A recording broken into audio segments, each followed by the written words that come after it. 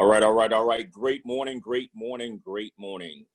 My name is Nate Scott, author of Life is Rich, How to Create Lasting Wealth, which is a principle-centered, biblically based leadership program focused on personal growth and entrepreneurship, specifically addressing the fact that 77 million baby boomers are retiring and facing a cash flow danger, that 66 out of 100 people age 65 earn less than $30,000 of retirement, that 47% of people say that they had a $400 emergency, they would have to sell something or borrow money to address it, and 78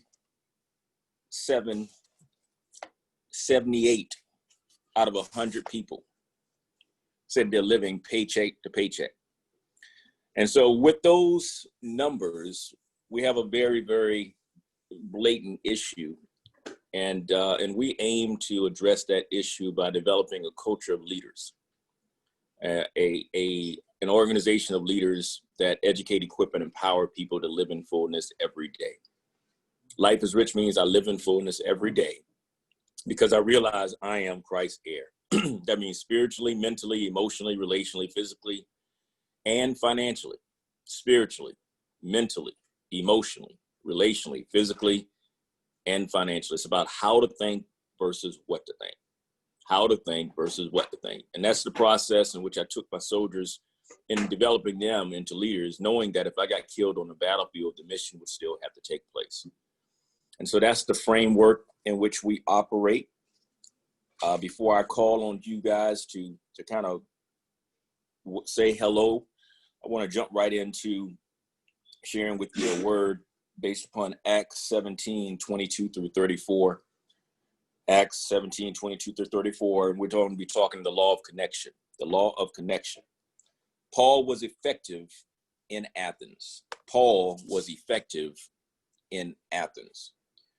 Peter, Stephen, and Paul all practiced the law of connection in the 4 sermons that Luke records.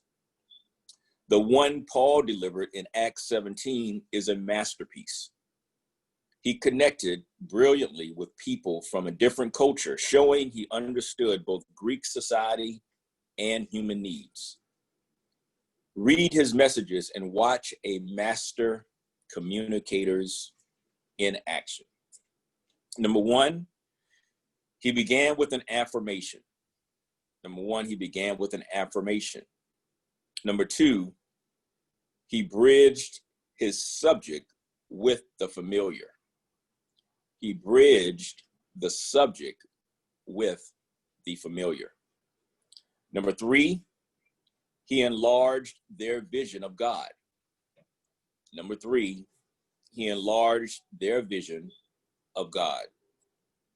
Number 4, he used inclusive language. Number 4, he used inclusive language. Number 5, he gave them encouragement and hope. Number 5, he gave them encouragement and hope.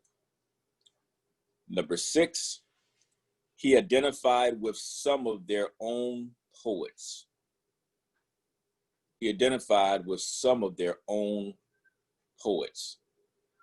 And number 7, he gave them specific action steps.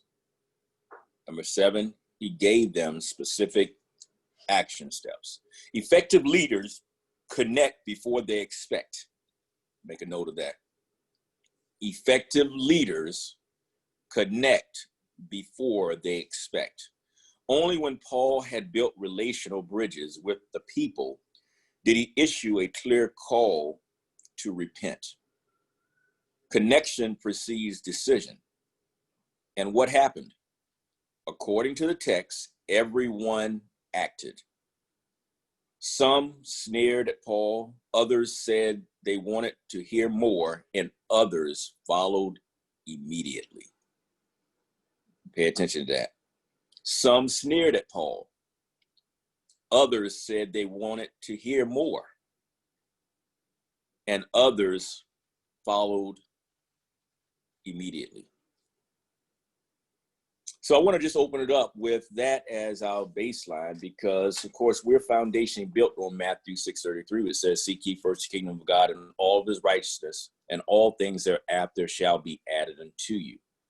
Now, as believers, we don't have to seek anymore because we've already accepted Christ. All we've got to do is now continue to grow in our relationship.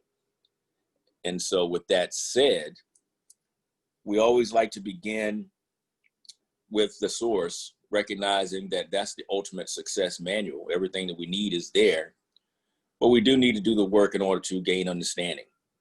Miles Monroe says that knowledge is information, understanding is comprehension, but wisdom is applied knowledge. And so as we continue to engage, what you each should discover is that the ability to listen and to understand gets stronger. I'll tell you that listening is the greatest form of communication.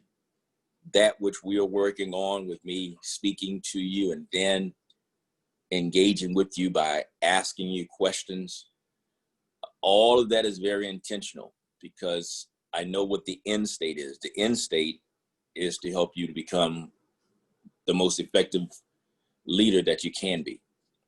And the area that oftentimes is lacking, that most people spend no time on, is listening. And so I challenge you to play full out, to engage, recognizing that if I tell you, you'll forget. If I teach you, you'll remember. But if I involve you, you'll learn. If I tell you, you'll forget. If I teach you, you'll remember. But if I involve you, you'll learn. That's the purpose behind why I call upon you and I engage with you and ask you questions and cause you to think, how to think versus what to think.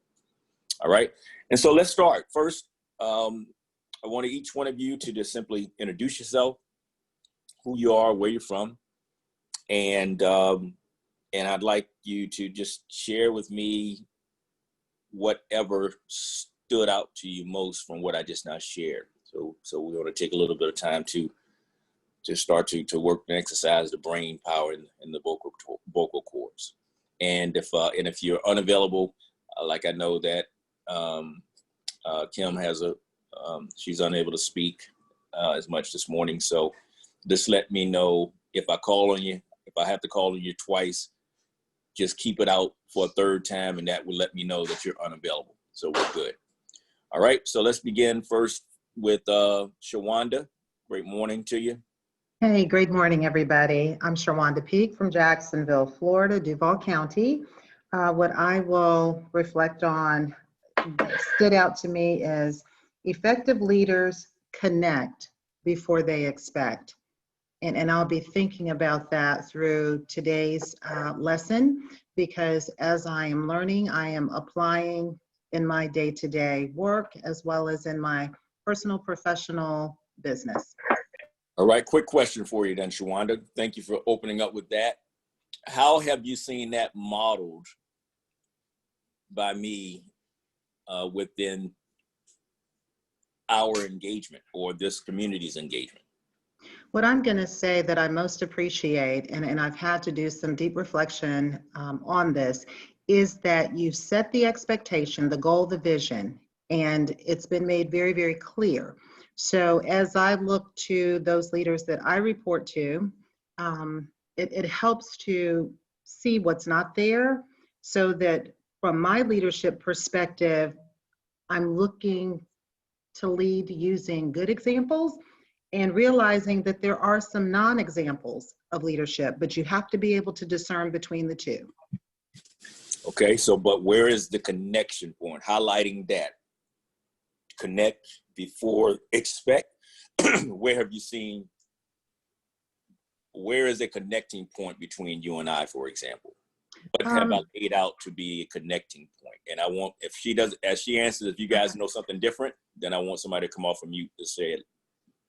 I think in the relationship, the communication, whether it's by phone, whether it's through text or the new platform that I'm learning, and having that private chat when necessary, being okay with recognizing where there is a a weakness and helping that person to learn, develop, and create strengths. So I'm going to say in the relationship piece that it's been very transparent from the first conversation. Okay. All right. Thank you. All right. Mom, let's start. How about you? Good morning, everyone. Florence from Jacksonville, Florida. What stands out to me is affirmation. And to me, affirmation is something that describe you, or, is something as far as, me, what I get from affirmation is something that you have to say it over and over, and it becomes a part of you. All right. All right. Thank you. Let's go, Denise. Good morning. I like the part that is saying the effective leaders effect before they expect. Okay. That's what you like. So what do you like about that? Connect before they expect. For me, I think if I'm going to be a leader, I need to be able to impact people first. Connect. Impact. Yeah, making an impact. That's, to me, that's making a connection. If I'm leading somebody, I got to be able to make an impact on them. And so let me slow you down real quick. Words have power. And this is for everybody. Everybody be mindful of your vocabulary and the uses of terms, because we may have a meaning, but we can't assign a meaning. Connect before expect. Before there can be an impact, there must be some type of connection. right. Before there can be an impact, there has to be some type of connection. You may have a desire to impact someone, but I can't impact you, or you can't impact me if I'm unable to receive from you. Right. Okay, so I hope so I hear what you're saying. Recognize that the point of that one little takeaway is, how do you connect before having an expectation that you're going to be able to impact?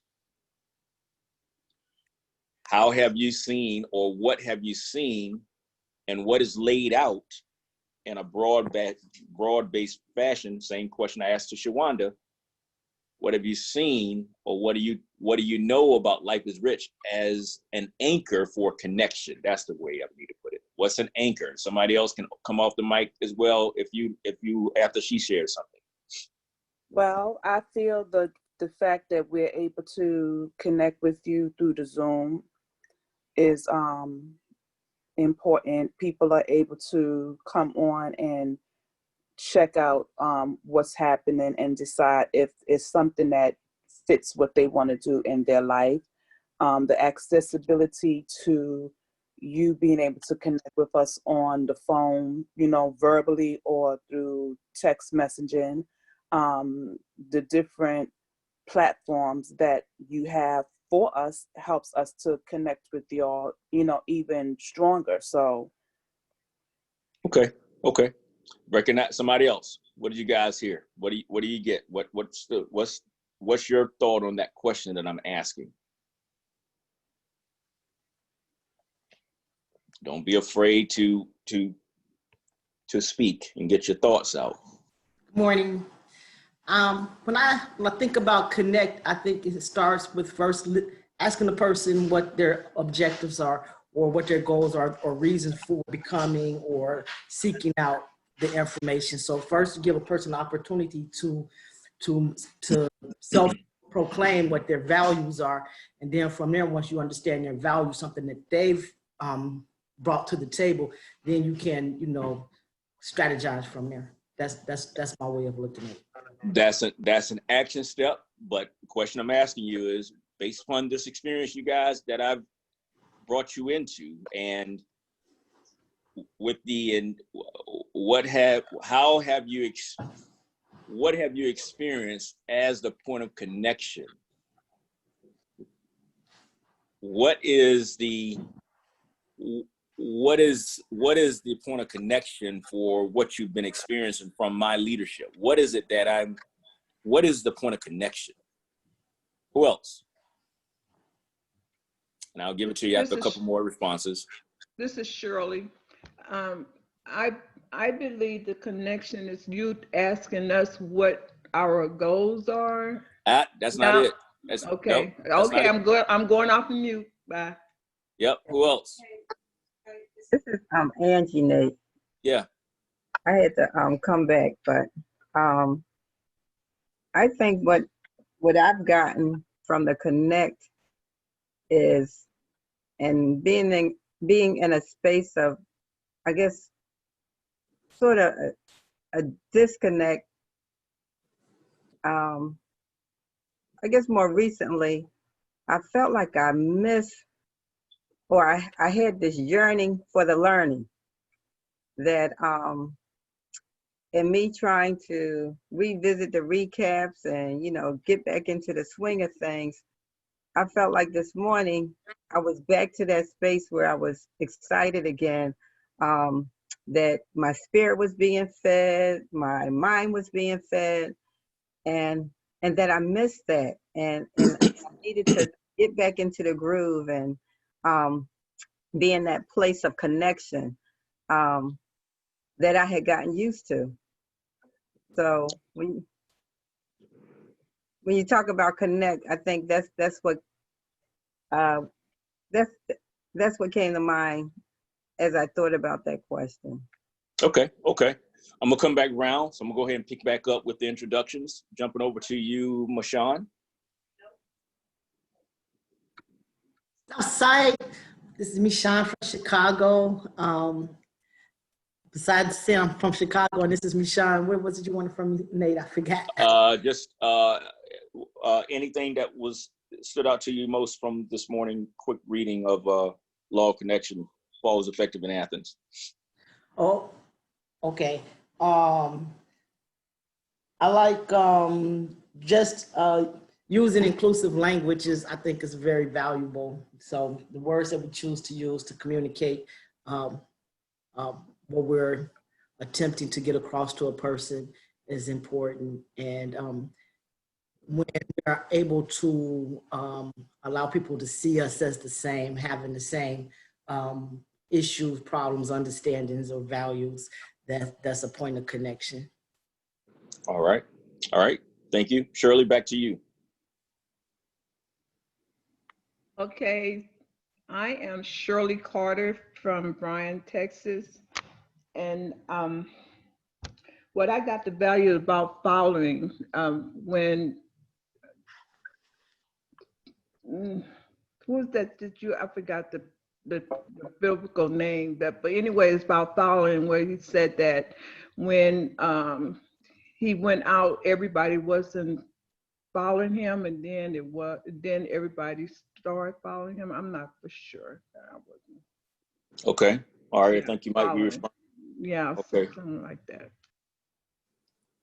Okay. All right. Who else? Let's see. Next, Denise. Who are you? Where are you from?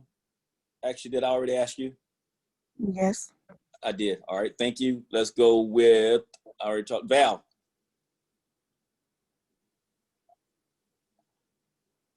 Good morning. I'm Val Shelton from Birmingham, Alabama. What I've gotten this morning is the power of being on time. When I actually connected, you were in the midst of saying a few things, but what stood out and the connect for me, if I was to kind of interchange that there, is every time you say, tell me I forget, teach me, involve me, I'll learn. That's who you are. And you own that, and you allow everyone else, or for lack of a better word, you allow me to own that, because when you involve me, I'm able to feel as though it's hands-on. I also feel that you're living up to what you say, as far as you're not going to dictate or give us the information. You're going to allow us to work it through and understand it, and literally own it and walk it out. So that's what I got when I kind of walked into the Zoom, that we're learning based on our experiences of the information that's given to us. I like that word. I like that. And actually, if you go to my book, I actually refer to that in Life is Rich, How to Create Lasting Wealth as a requirement for you to get engaged with the book, is for you to learn through your individual experience, to experience, not to just read it, but to experience it. So that right there is something for you guys to make a note of. Nate, may I add one thing before we go on? This is Yep. Sharwanda. Please. Okay, and I'm going to go back as I reflect on the question. When I think about what an anchor does, if the purpose of an anchor is to prevent like a ship or some sort of vessel from drifting, first of all, I'll say that you always open with the Word of God as that foundation. I appreciate that. I respect that, because that's how I live my life. That's how our family lives our life. Then with regards to the financial learning, which, like I said last night, I ordered the book for my husband. I'll present it to him for Father's Day. But that is what I consider the foundation for teaching us those principles.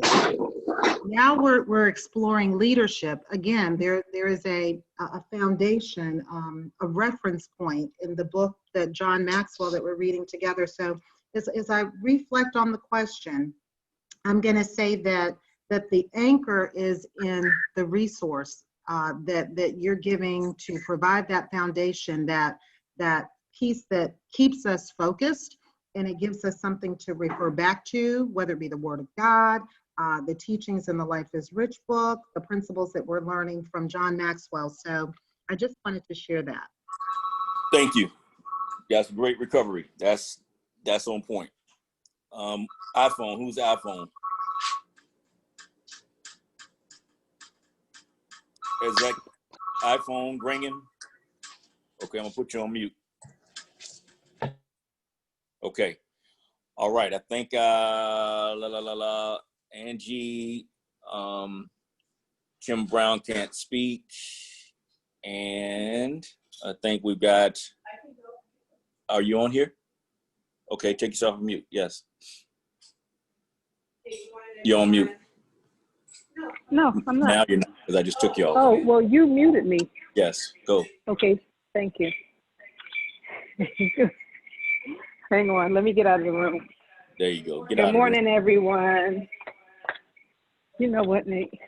All right, good morning, everyone. I hope you guys are doing well. The thing that spoke to me was, and within the law of connection, was when he acknowledged some of their own poets, and he connected with them through some of their own poets and their own language and that type of thing.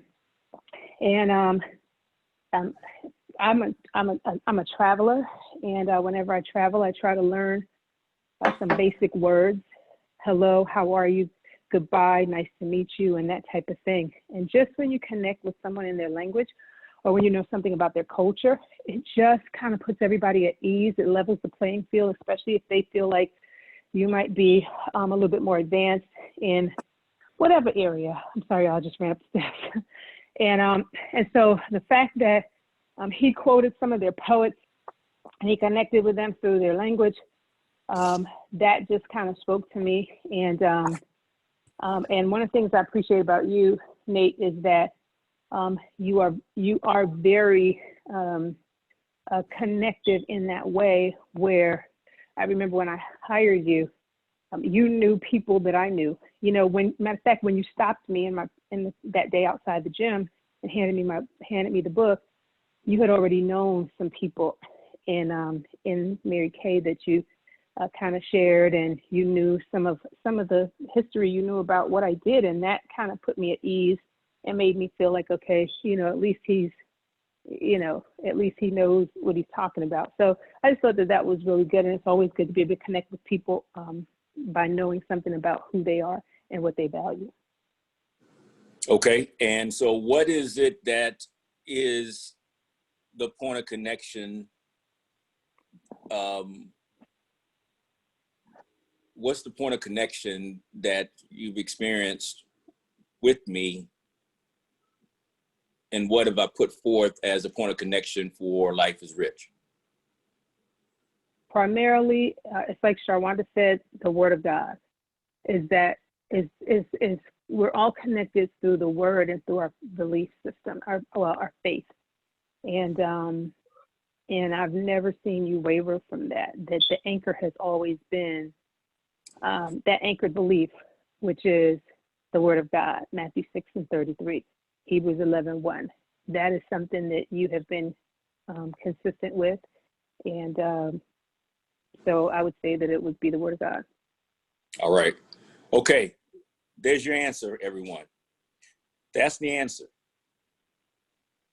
Your catchphrase that I've given to you to hold on, that I hope you just keep remembering, when in doubt, when you're out doing what you're doing and being who you are, I want you to hold on to this catchphrase.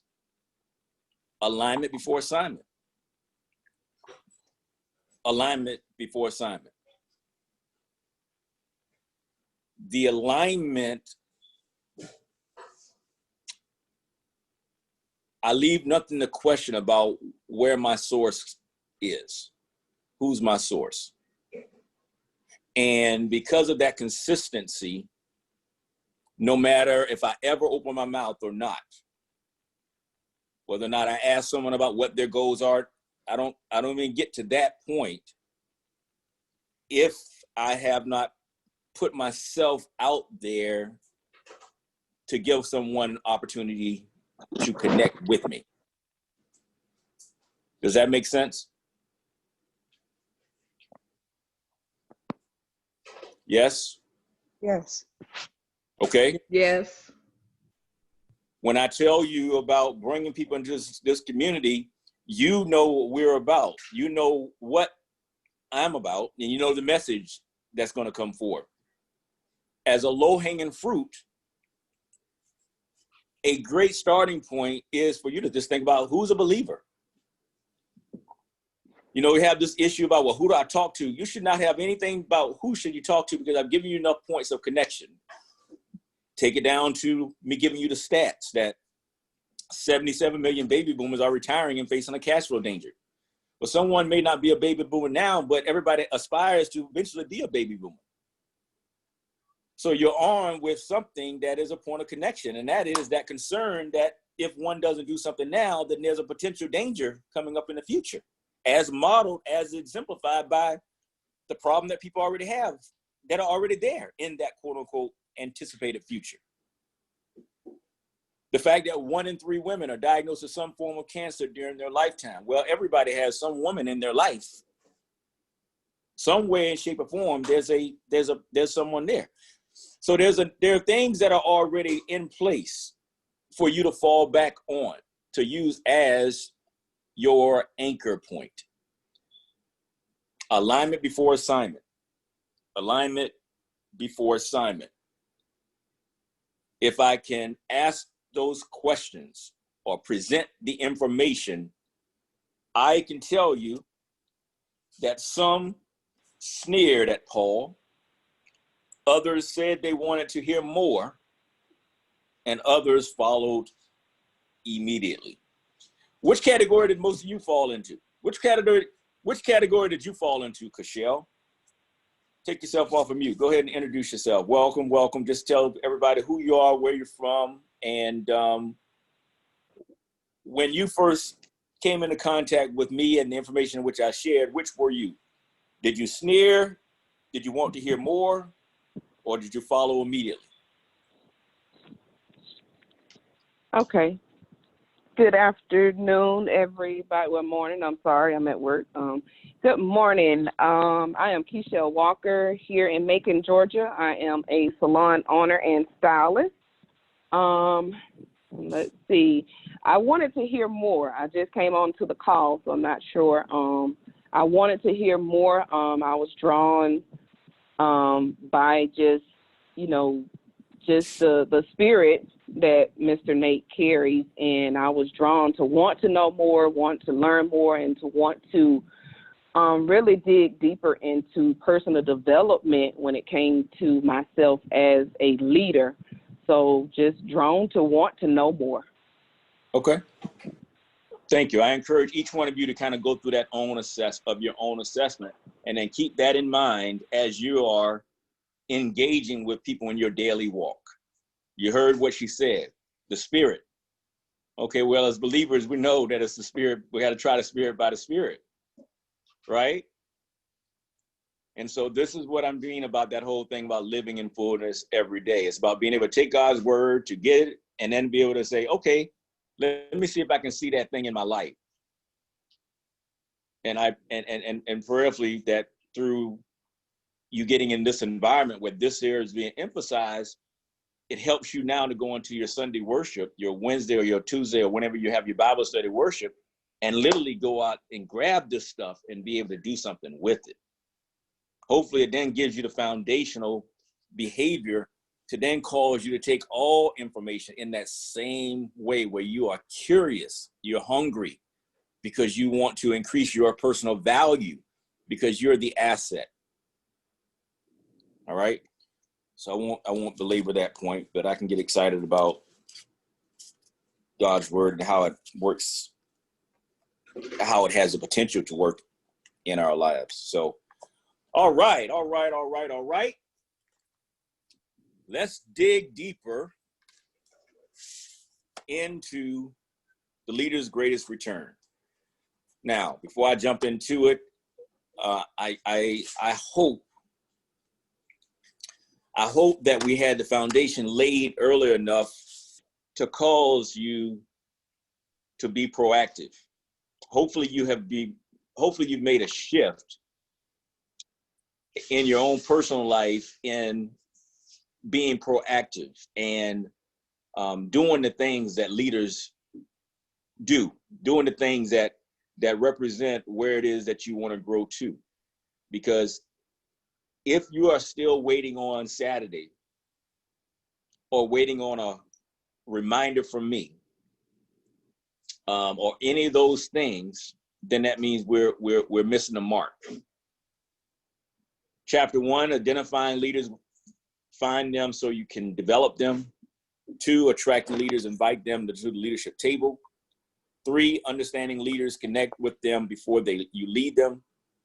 4, motivating leaders, encourage them to give their best. 5, equipping leaders, train them to be great at their job. And today we're going to be talking about 6, empowering leaders, release them to reach their potential.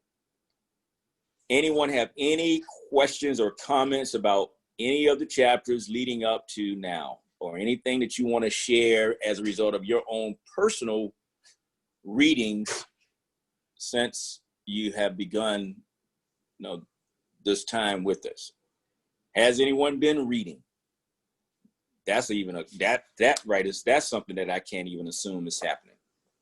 Yeah. It's time. Go ahead. So for me, and good morning, everyone. This is Kendra Thomas, right outside of Philadelphia. And this has really been a source of reflection for me.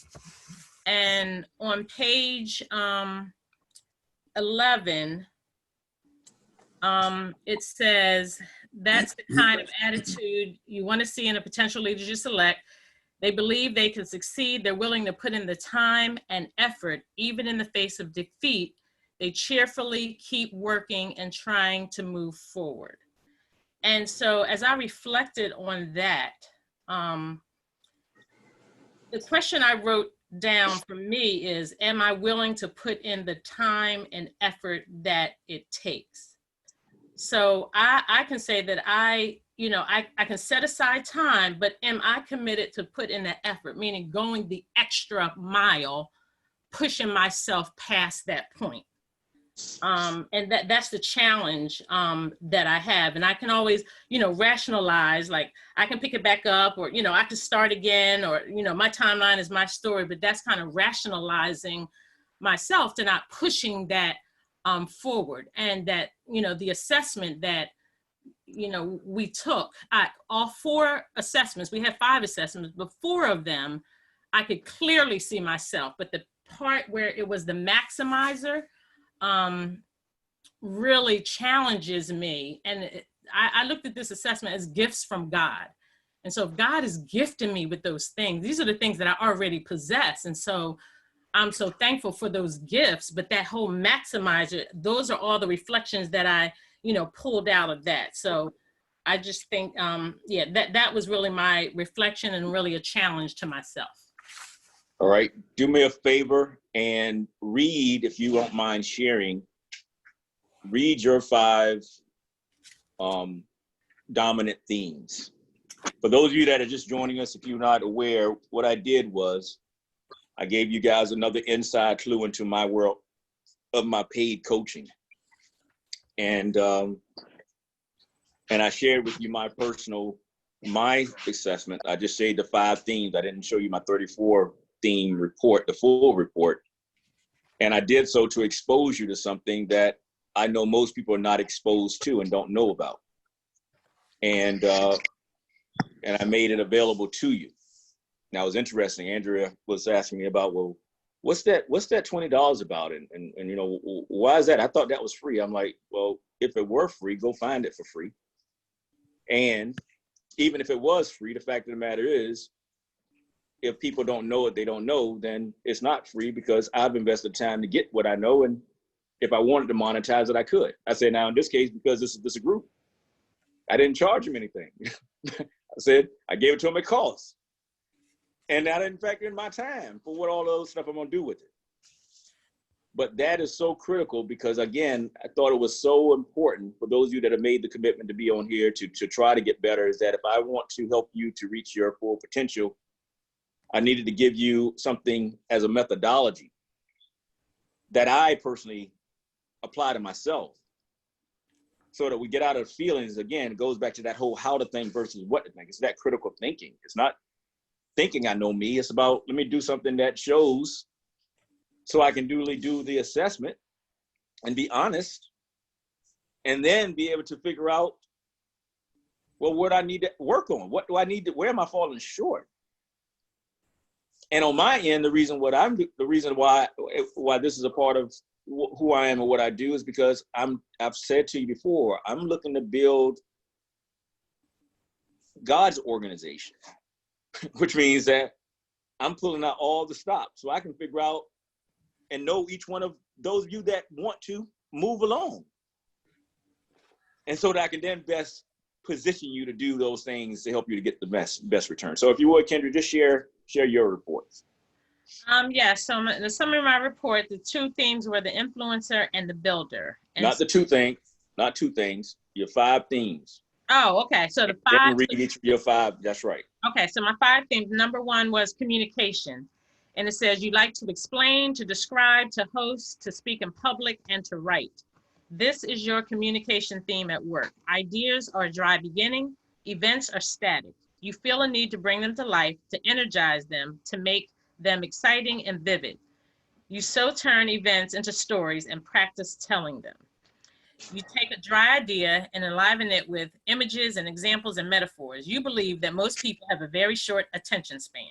They are bombarded with information, but very little of it survives.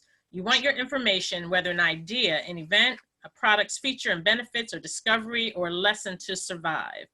You want to divert their attention toward you and then capture it, lock it in. This is what drives your hunt for the perfect phrase. This is what draws you toward dramatic words and powerful word combinations. This is why people like to listen to you. Your word pictures pique their interest, sharpen their word, and inspire them to act. And all right. So when you saw that, yeah, talk to me. Yes. So when I saw that, again, I looked at this, even before I got the results, I looked at it as the natural gifts that I have. And that's literally a natural gift of mine. And then when you go deeper into each of those themes, they have like videos and they have, different resources for that. And it said, you'll do very well, like at being a teacher, or, getting paid to speak. And I thought about me as being the professor, and, I do professional development and, all of that. And I'm always looking to allow people to grab onto a theme by connecting to what they already know. So I always want to bring it to life for them. So I see that exactly in myself, this communication theme. Okay, next. And then maximizer. And so this is the one I was talking about, give me the challenge. Excellence, not average, is your measure. Taking something from below average to slightly above average takes a great deal of effort, and in your opinion is not very rewarding. Transforming something strong into something superb takes just as much effort, but is much more thrilling. Strengths, whether yours or someone else's, fascinate you. Like a diver after pearls, you search them out, watching for the telltale signs of a strength. A glimpse of untutored excellence, rapid learning, a skill mastered without recourse to steps, all these are clues that a strength may be in play. And having found a strength, you feel compelled to nurture it, refine it, stretch it toward excellence. You polish the pearl until it shines. This natural sorting of strengths means that others see you as discriminating. You choose to spend time with people who appreciate your particular strengths. Likewise, you're attracted to others who seem to have found and cultivated their own strengths. You tend to avoid those who want to fix you and make you well-rounded. You don't want to spend your life bemoaning what you lack. Rather, you want to capitalize on the gifts with which you are blessed. It's more fun, it's more productive, and counterintuitively, it's more demanding. Okay, talk to me. So there are segments of this that really speak to me, especially about identifying strengths in people. So one of the things that I do in my professional world is strength-based coaching. And I always, consider myself a highlighter. So I'm always, even if under my breath, I walk into a program and I think to myself, you've got to be kidding me. But then in that next instance, I say, I get the opportunity to change the experiences that these children are having just because I get to work with those teachers. And so I then start to highlight what they're doing well. So I love to highlight what they're doing well and kind of bring that to the forefront, because sometimes people are thinking that I'm there to criticize them, that I'm there to, so it's really highlighting the strengths. And so I think that to me, it spoke volumes to me. Regarding the second part of that. It's that first part that really challenges me to really, want to do better. Like for instance, one of the people, the person that I supervised, when she submitted a reflection, my comment to her was like, be more detailed. But then I'm like, wait a minute, well, let me look at my own, let me look at my own self-reflection, and am I more detailed, which caused me to go back. So that's really something that has stuck out to me and that I really want to begin to work toward. So how is your life impacted as a result of you not being a maximizer? How is your life impacted by you not being that which is laid out as a point of reference where you should be? Yeah, I think just like you said, where you should be, like it really just slows up where I'm going. It slows, it puts a barrier, it puts a what do you call it? Like a space between where I am and where in my mind I want to be, but am I doing the things that gets me over through that space to where I need to be? Okay. And I want each one of you to hold on to that whole thing. A couple things. Again, if you go to book chapter 13, and I talk about the mask and people that won't tell you the truth.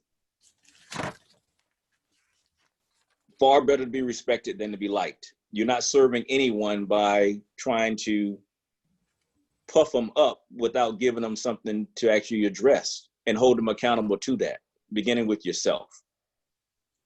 When you're not being the very best version of yourself, for example, in that particular piece right there, you got to think about there's an impact generationally, because that time in which you're wasting playing small means everyone else has the opportunity to play small. Yep. That's the thing I want you guys to really start to really hone in on as you are looking at and getting to know yourself. All right, what's 3? What's the third one? The third one is harmony. You look for areas of agreement. In your view, there's little bit to be gained from conflict and friction. So you seek to hold them to a minimum. When you know that the people around you are holding different views, you try to find the common ground. You try to steer them away from confrontation toward harmony. In fact, harmony is one of your guiding values. You can't quite believe how much time is wasted by people trying to impose their views on others. Wouldn't we all be more productive if we kept our opinions in check and instead look for a consensus and support? You believe we would, and you live by that belief. When others are sounding off about their goals, their claims, and their fervently held opinions, you hold your peace. When others strike out in you hold your peace. When others strike out in a direction, you will willingly and in the service of harmony, modify your own objectives to merge with theirs, as long as their basic values do not clash with yours. When others start to argue about their pet theory or concept, you steer clear of the debate, preferring to talk about the practical, down-to-earth matters on which we can all agree. In your view, we are all in the same boat, and we need this boat to get where we are going. It's a good boat. There's no need to rock it, just to show that you can. All right. What'd you take away from that? How's that played out in your life? How's that played out in this community? Yeah, that is absolutely played out, and it has played out in this community. When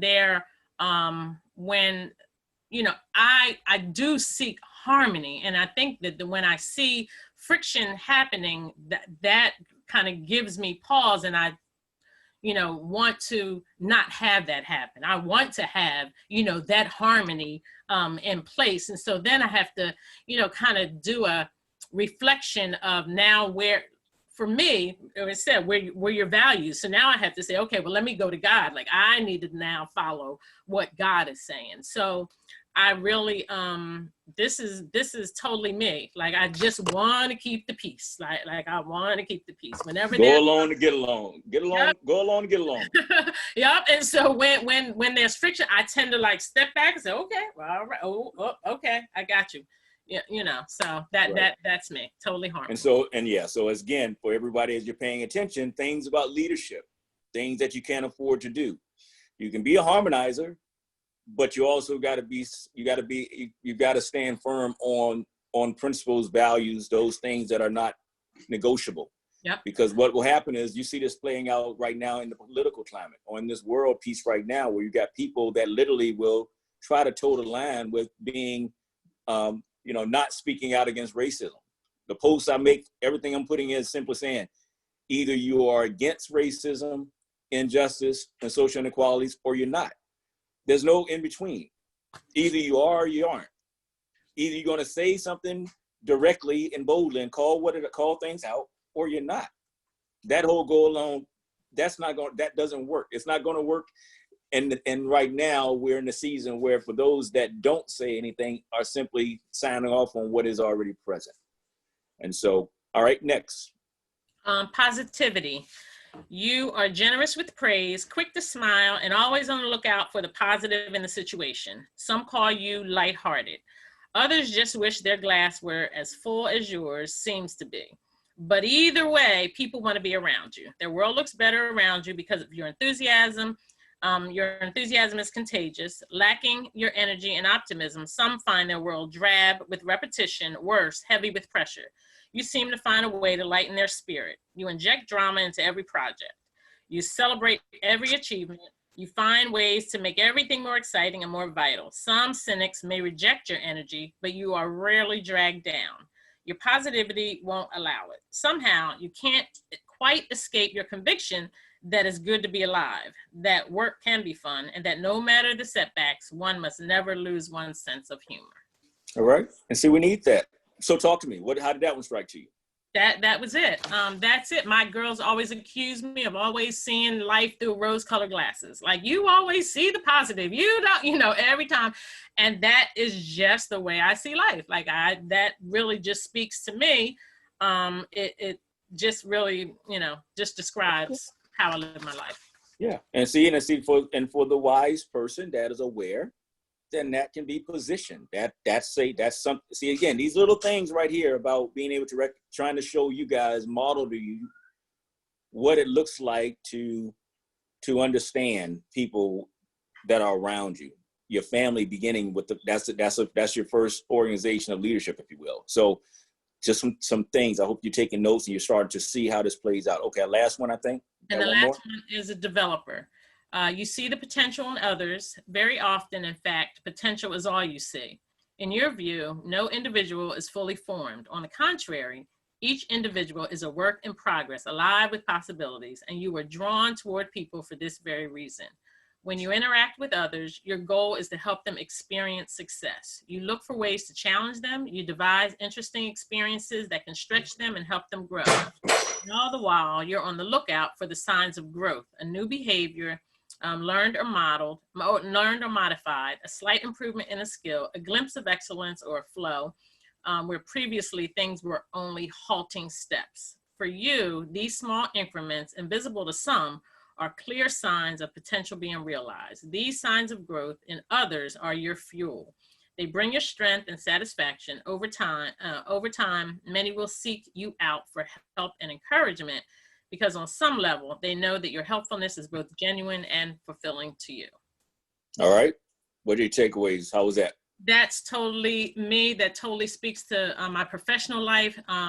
Also, really just wanting to, number one, improve environments for children. Number two, just allowing people to see that they already have it. Reminds me when you say you are the asset. Like I tell those that I coach all the time, like you're already doing this stuff. Like you're doing it. So let's now look at how you can, how we can talk about that. I have the benefit of having Angie as one of my sites that I have been assigned to on my job. So I get the benefit of just seeing her grow in early childhood, just seeing her grow in a developmental phase and just seeing that. So I do see the positive in people. Like I just believe that everybody has something. And Ramon has always, his mantra is give people the benefit of the doubt. Like I just really think that there's good in everyone, and I seek to highlight that. I just want to be a highlighter, and because it's so easy to look at what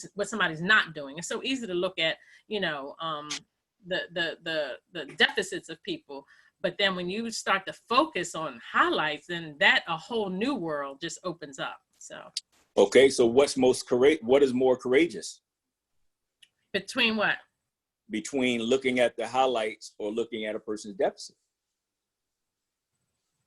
I think it's courageous. I mean, I think that being a developer, since I'm a developer, but I think that when you show someone, when you highlight something for someone that they had not seen before, it causes them to see themselves in a different light. And so, okay, let's go back to the question. Question I asked was, which is more courageous?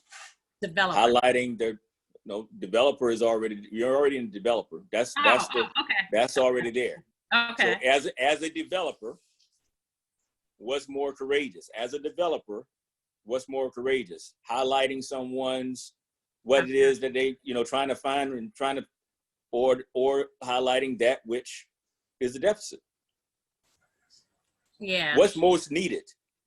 The deficit to watch them swing. Right. Watch them swing. As a developer. Yeah. Yes. As a developer, you're not serving them by trying to shine this light on all this positivity. If that is that, they can see the positivity. But they can't always see the positivity. Well, let me walk it back to you. Okay. What I'm saying is, you can show that one time and they can see that positivity because everybody want to feel good. Mm-hmm. That's not courageous to tell someone something that's automatically going to allow them to feel good. Right. Courageous is speaking truth. Yes. You can speak truth and love. Love. See, we got to get this understanding that you don't love someone by keeping them blind to that which is holding them back. To be able to highlight as a developer, you then need to build them. Now you got to give them a game plan. Okay, Shawanda, got you. Thank you. Now, as a developer, you got to highlight that particular thing, but then you got to take them to the next. Now you got to develop them. Otherwise, how are you going to watch them grow? So that what you're talking about, but it requires commitment. It requires engagement. It requires time. It requires effort. Developing is not something that most people are equipped to do. I'm saying to you, you're equipped to do it, but you're not doing it. Right. If you brought that into this space, what would it look like? That's the stuff that I want you to go back and think about. And what would be the return on that investment? Mm-hmm. If you brought those 5 themes, emphasizing the theme of being a developer, how would your family, what would happen to your debt? Done. What would happen to those student loans? What would happen if you committed to being all that's laid out? Because I'm highlighting all your good. That's the point of me giving you the assessment, inviting you to take the assessment so I can highlight all of your positives. See, it's not mutually exclusive. I'm highlighting all the positives, but I'm telling you now, these are the positives. Now, how do you get the most out of these positives? Not go be something different. That's good. That's good.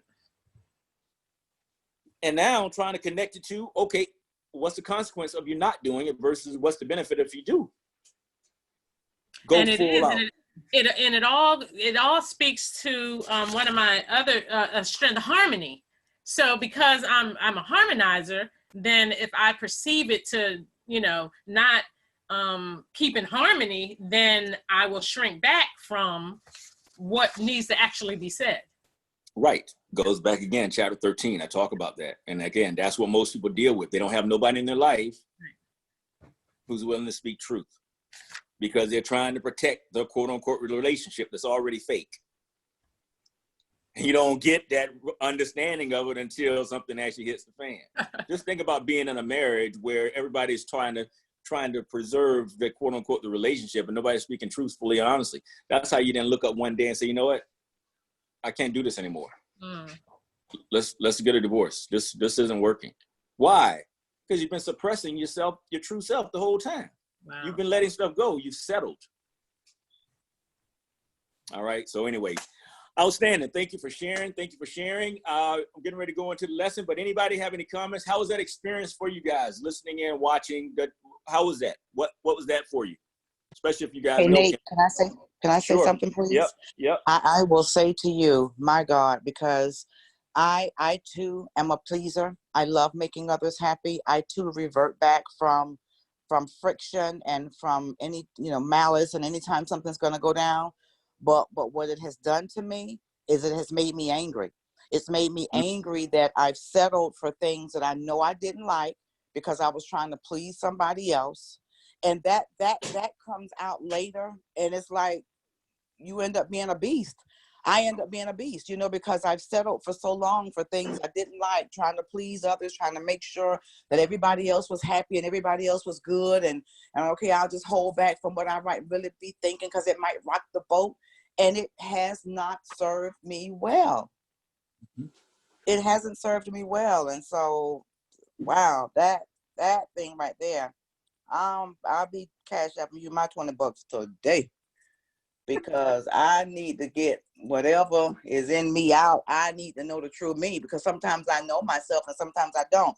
And then sometimes because I'm so busy thinking what somebody else might be thinking, I don't let the true me come out. And you're right. It is tougher to talk about the deficits, because nobody wants to talk about that. Nobody wants to rock the boat. But if you're going to serve people, then we have to be willing to serve them in all areas. So I had to fix me. I had to fix it. I'm fixing me, but I had to fix me faster. I had to move quickly. So that was awesome. Awesome. Yep. I see you off mute, Michelle. Okay. Maybe that wasn't. All right. Anyone else? I just wanted to add, Nate, that and being in a coaching relationship with Kendra, that I think Kendra doesn't realize it because, like what came out in this report, she does cling to, I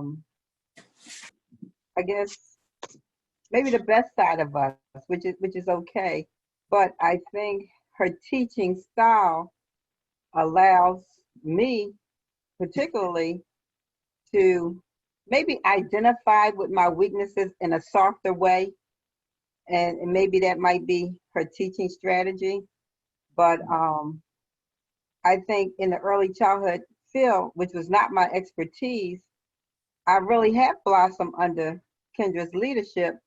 But in that leadership style, I guess she found a way to nurture my weaknesses that sort of promoted me or encouraged me or elevated me to go outside of my comfort zone, which I felt that now I see the benefits of that, because I guess initially my background was all social work. I didn't really look at the child development aspect of it until she entered, the coaching experience with me.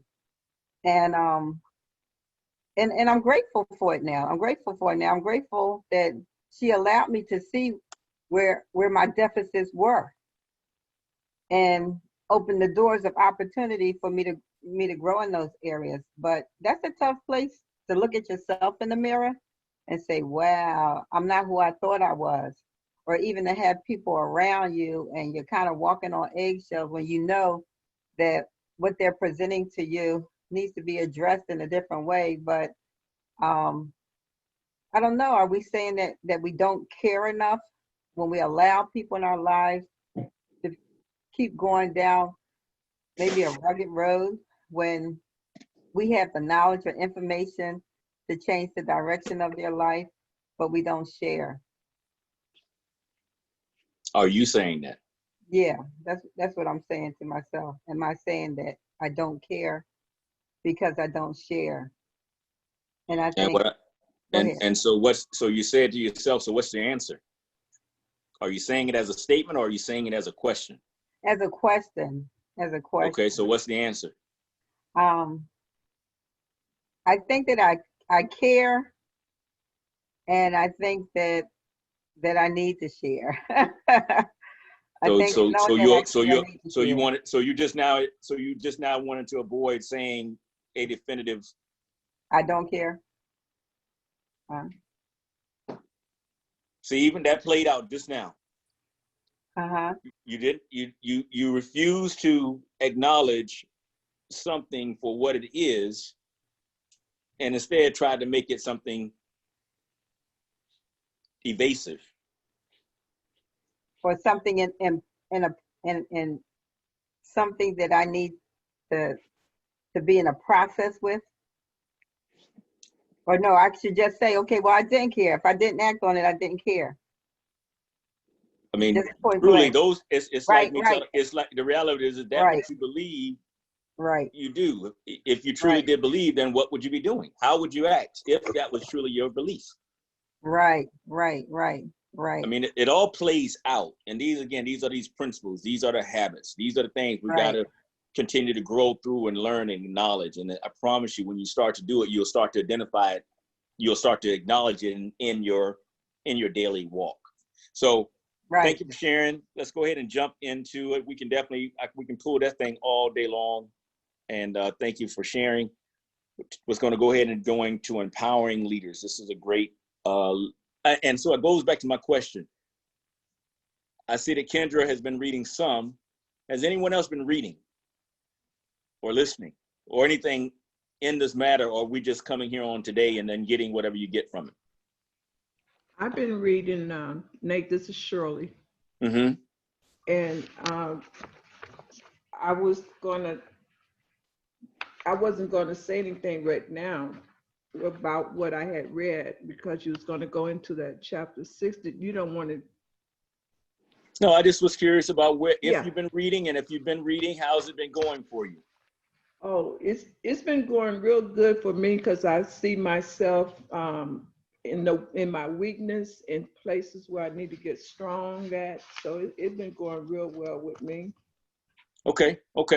Again, this is again. I hope that you guys will develop the idea that leaders are readers, and their habits. There are certain things that I can only expose you, but it's up to you to do something with this, in which I give to you. So stand by. We're going to go ahead and get into this one. Yeah.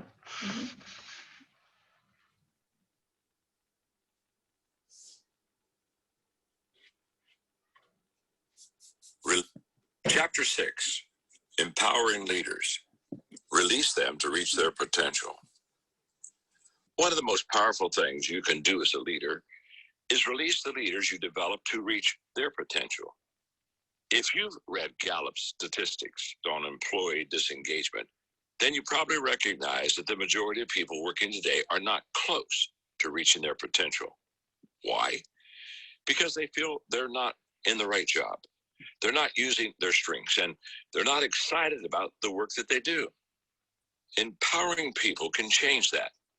And if those you empower are leaders, it has a multiplying effect, because every leader you empower can help empower the people they lead to reach their potential too. I'm a firm believer in empowering others. Seeing people rise to their potential gives me great joy. However, in my early leadership years, I had an experience that threatened to derail me in this area of leadership. I hired a staff member whom I loved mentoring. He was gifted with great potential, and I invested in him wholeheartedly and released him to lead. But then he broke my trust. I had to let him go. I was hurt because all the time that we had worked together, he was more than just a protege. I felt that he also was a friend. But what felt just as bad was the pain of losing everything I had put into developing this young leader with potential, and the expectation of all he could do for the organization. All my time, effort, and hope, gone. I chalked it up to making a poor leadership decision, and because of the pain that I felt, I decided to distance myself from everyone on my small team. I was afraid to empower anyone. I stopped investing in people emotionally and professionally. I changed from engaged in power to disengaged employer. I kept this up for 6 months and I became miserable. Not only that, my leadership became ineffective. It's very difficult for people to rise up if their leader refuses to put the wind of empowerment under their wings. Those were hard months. But I finally realized that disconnecting was an even bigger mistake than empowering someone and failing. And over the years, I've discovered that developing other leaders can be a hit and miss. Trial and error cannot be avoided. And that's okay, because the downside of not empowering is much greater than the relatively small losses that come from giving people a chance to really lead. Why some leaders don't empower others.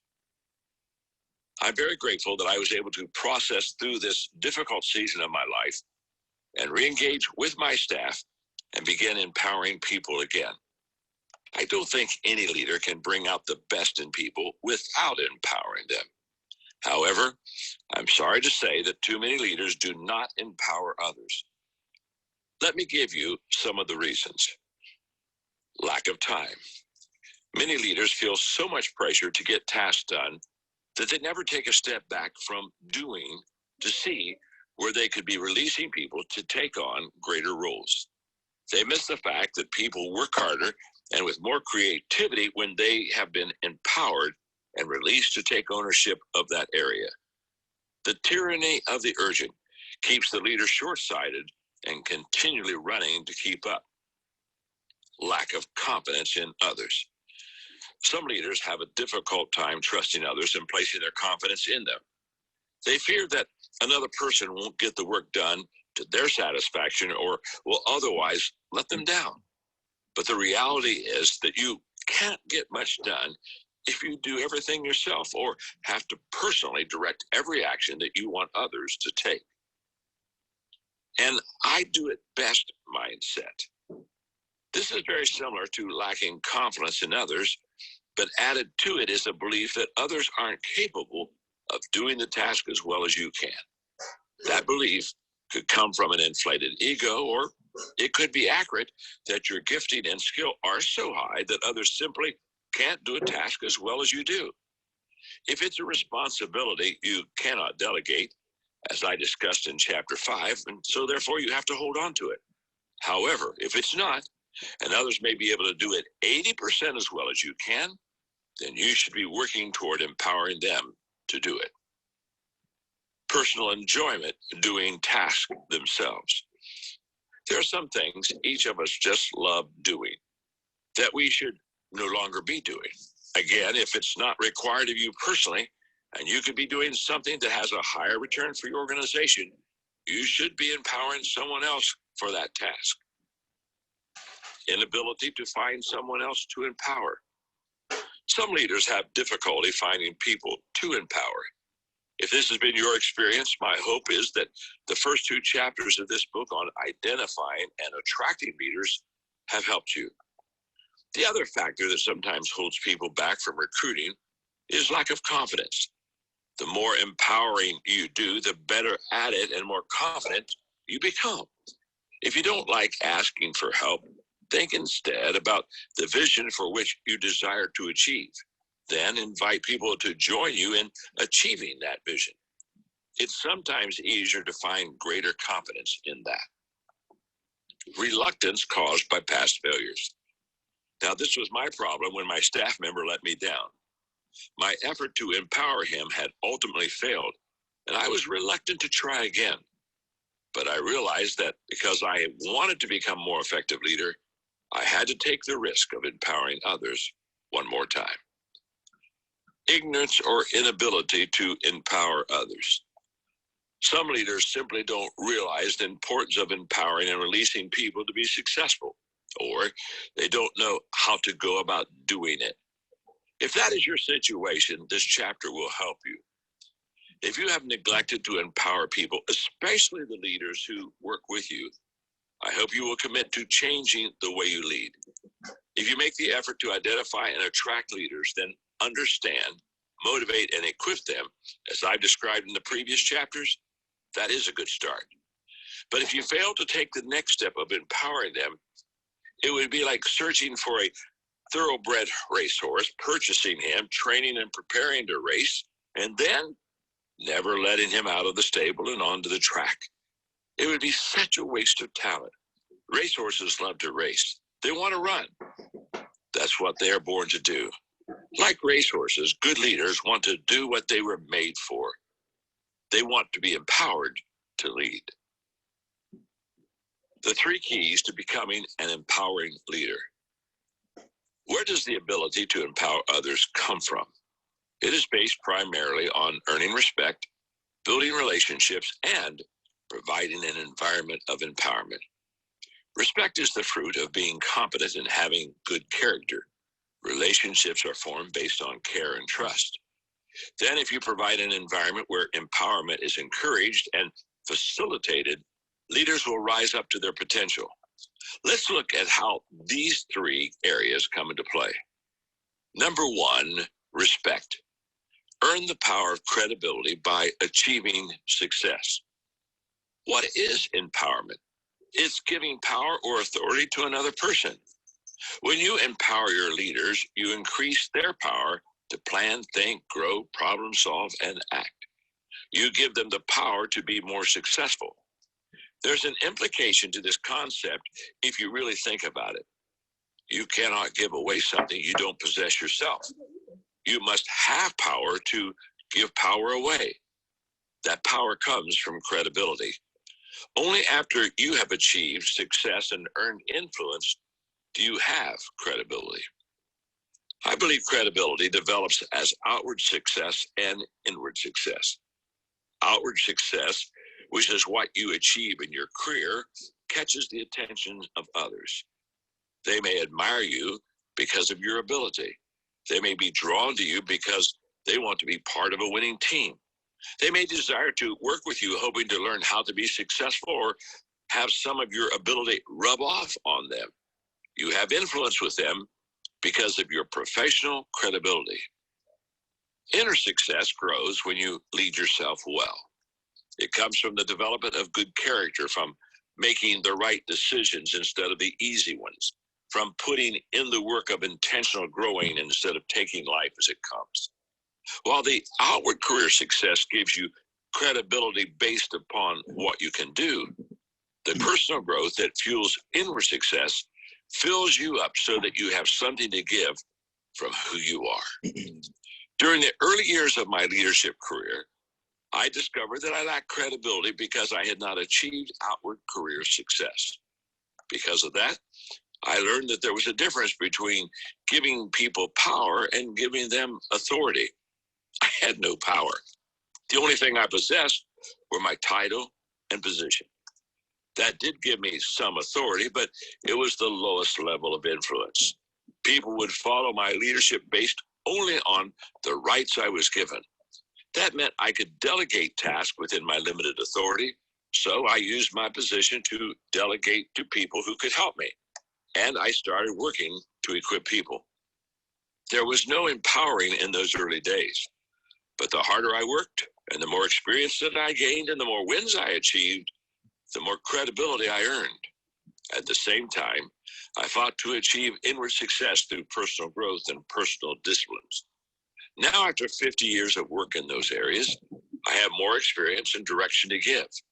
I now live to empower others. One of the people I've done my best to empower in recent years is Ashley Woolridge, a terrific leader who influences thousands. He once told me, "John, you've never promised to fill my leadership cup, only to empty yours. Every time we are together, I see you emptying everything you know about certain topics, scenarios, or problems that I am facing. I always feel like I'm getting your best. I see some leaders holding back on giving advice, almost as if they have to save their best for themselves. You've never done that. Every time you empty your leadership cup, mine is filled." Wow, what a tremendous compliment. It's true that I don't hold back. If sharing about the losses I experienced in the past can pave the way for him to have a win, I feel that I've added value to him. If you've already earned credibility by being successful, you're positioned now to empower others. If not, you can begin working toward it now. Start fighting the inner battles that create inward success and keep working toward career success. Earn your right to give power away. Number 2, relationships. Be secure enough to give your power away. If you want to maintain a long-term professional relationship with people and be able to empower them, you must be respected and liked. If the people who work with you respect you but don't like you, they will stay with you only until they find a leader they respect and like. On the other hand, if they like you but don't respect you, they will be your friends, but they won't follow you. Developing both gives you the authority to empower. To do that, you need to be secure enough to give others power. The law of empowerment in the 21 irrefutable laws of leadership states, only secure leaders give power to others. As a leader, I can have one of 2 attitudes toward the people who work with me. I can try to impress them with what I can do, or I can empower them by helping them to do what they can do. I cannot do both at the same time, and you cannot empower people if you allow your insecurities to control you. Why? Insecure leaders want to be the center of everything. They love the incredible emotional return of feeling indispensable. They make everything all about themselves, and what they do is motivated by preserving their power, not by giving it away. In their book, It's Not About You, authors Bob Berg and John David Mann shared news for the insecure leaders. You are not their dreams. You are only the steward of their dreams. And leaders often get it backwards and start thinking that they not only hold the best for others, but they are the best. The moment you start thinking it's all about you, that you're the deal, is the moment you begin losing your capacity to positively influence others' lives. It is also the moment you lose your capacity to empower others. Secure leaders who value relationships think of others first. They don't remove themselves from the big picture. They just take on a less obvious role. They help others become more prominent because they recognize that those others are the key to the success of the organization. Secure leaders understand this, and they don't have to be the one to win every time. They want others to win because they understand that's how the team and the organization wins. The greatest leaders aren't necessarily the ones who do the greatest things. They are the ones who empower others to do great things. To do that, leaders need to be willing to give up center stage. They must give up the need to be needed by others. Instead, they must cheer on the people they empower when they succeed, not feel threatened by their success. They must point to the victories of others and celebrate their successes. That's what secure relational leaders do. Number 3, environment. Create a place where empowered leaders can rise up. If you have achieved the power, authority, and credibility that come from success, and you are secure enough to give that power away, you have put yourself in a great position to empower and release leaders. Understand, however, that does not guarantee they will rise up to your expectations and pursue their leadership potential. So what else can you do? Create an environment that empowers leaders.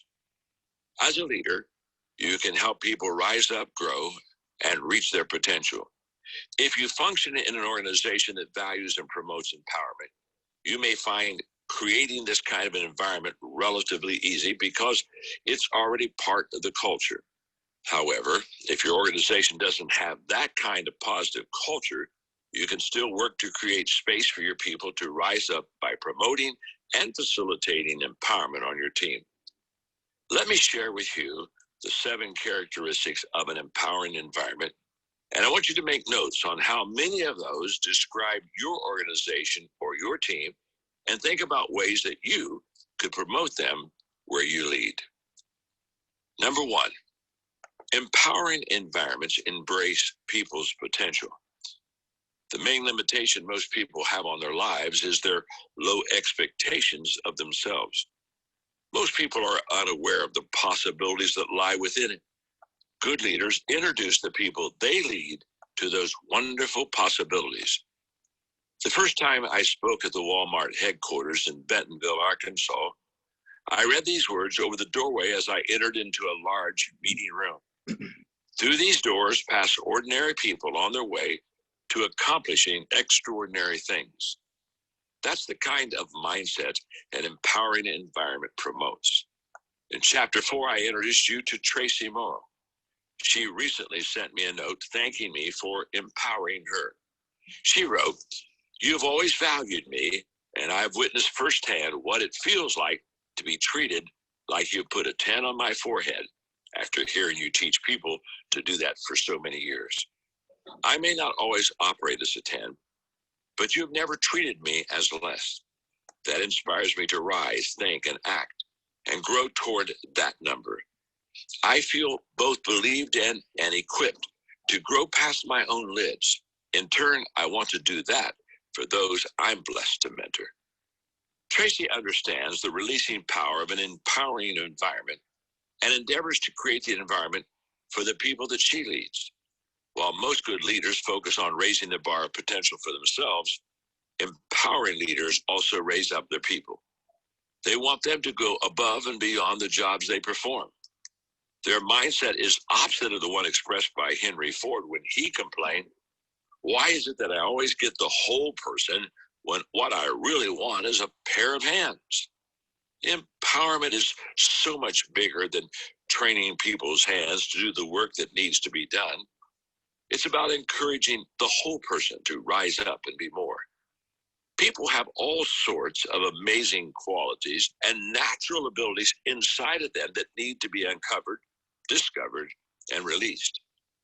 Medical missionary Albert Schweitzer said, "Often our light goes out and is rekindled by some experience we go through with a fellow man. Thus, we have each of us cause to think with great gratitude of those who have lighted the flames within us. You can help people discover the spark that is inside them, but wanting the best for them and believing the best in them." Number 2, empowering environments give people freedom. For others to soar, they must first be free to fly. How do you help them have that freedom? By reducing unneeded rules and bureaucracy. Nordstrom stores became famous in the 1990s by giving their employees the freedom to help people. Their motto reportedly was, "Use your own good judgment in all situations. There will be no more rules." That's why Nordstrom's customer service was notoriously spectacular. I once heard the saying, before you remove a fence, first ask, why was it placed there? All leaders desire to increase their territory. Are there fences around them that once were helpful but now are obstacles to their progress? What are they? Are there restrictions that you could eliminate? Are there programs that once worked but no longer do that you can eliminate? Are there procedures that the organization has outgrown that need to be abandoned? Are there policies that hold people back instead of empowering them to move forward? Leaders need to be willing to bury a dead program, procedure, or policy that's holding people back. As Peter Drucker said, the corpse doesn't smell any better the longer you keep it around. Leaders who create an empowering environment give people the freedom to think for themselves, try things their way, and share their ideas. That's one of the best ways they develop leaders. An organization that values empowerment wants innovative leaders, not clones. Every empowering leader knows that there are no limits to the future of the team if he doesn't put limits on the people. Number 3, empowering environments encourage collaboration. Empowering environments do more than promote cooperation, which can be described as working together agreeably. They encourage collaboration, which is working together aggressively. One of the most collaborative environments I've read about is Pixar, the animation studio run for many years by Ed Catmull. In his book, Creativity, Inc., he described how every part of Pixar was led with the idea of empowering people and encouraging collaboration. He described his way of thinking like this: if we start with the attitude that different viewpoints are additive rather than competitive, we become more effective because our ideas or decisions are honed and tempered by that discourse. Encouraging collaboration among team members and between staff and leaders reduces silos and turf wars, promotes creativity and innovation, and builds a more positive and empowering environment. Number 4, empowering environments welcome accountability. Giving leaders the freedom to act but neglecting to make them accountable for their actions can create chaos. Authority and accountability always need to walk hand in hand. As leadership author Kim Blanchard wrote, empowerment means you have the freedom to act. It also means you are accountable for the results. When we give freedom to leaders, we need to let them know that they're accountable to produce results and to be consistent. Some people believe that credibility is earned after it has been demonstrated once. That's not true. Consistent competence must be renewed daily in everything we do.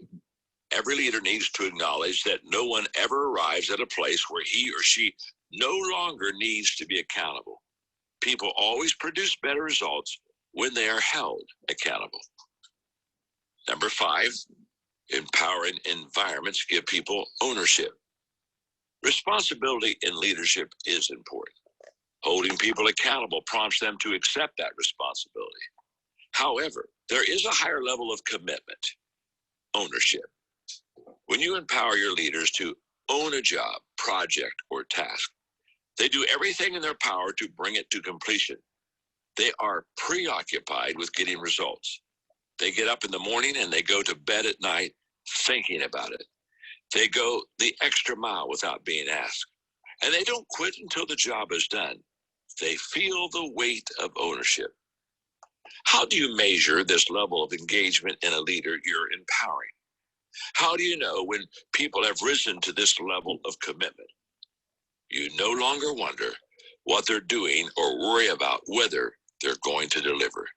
You sleep well at night because you know that the leader who owns the job is the one who will lose sleep over it. Number 6, empowering environments value people serving one another.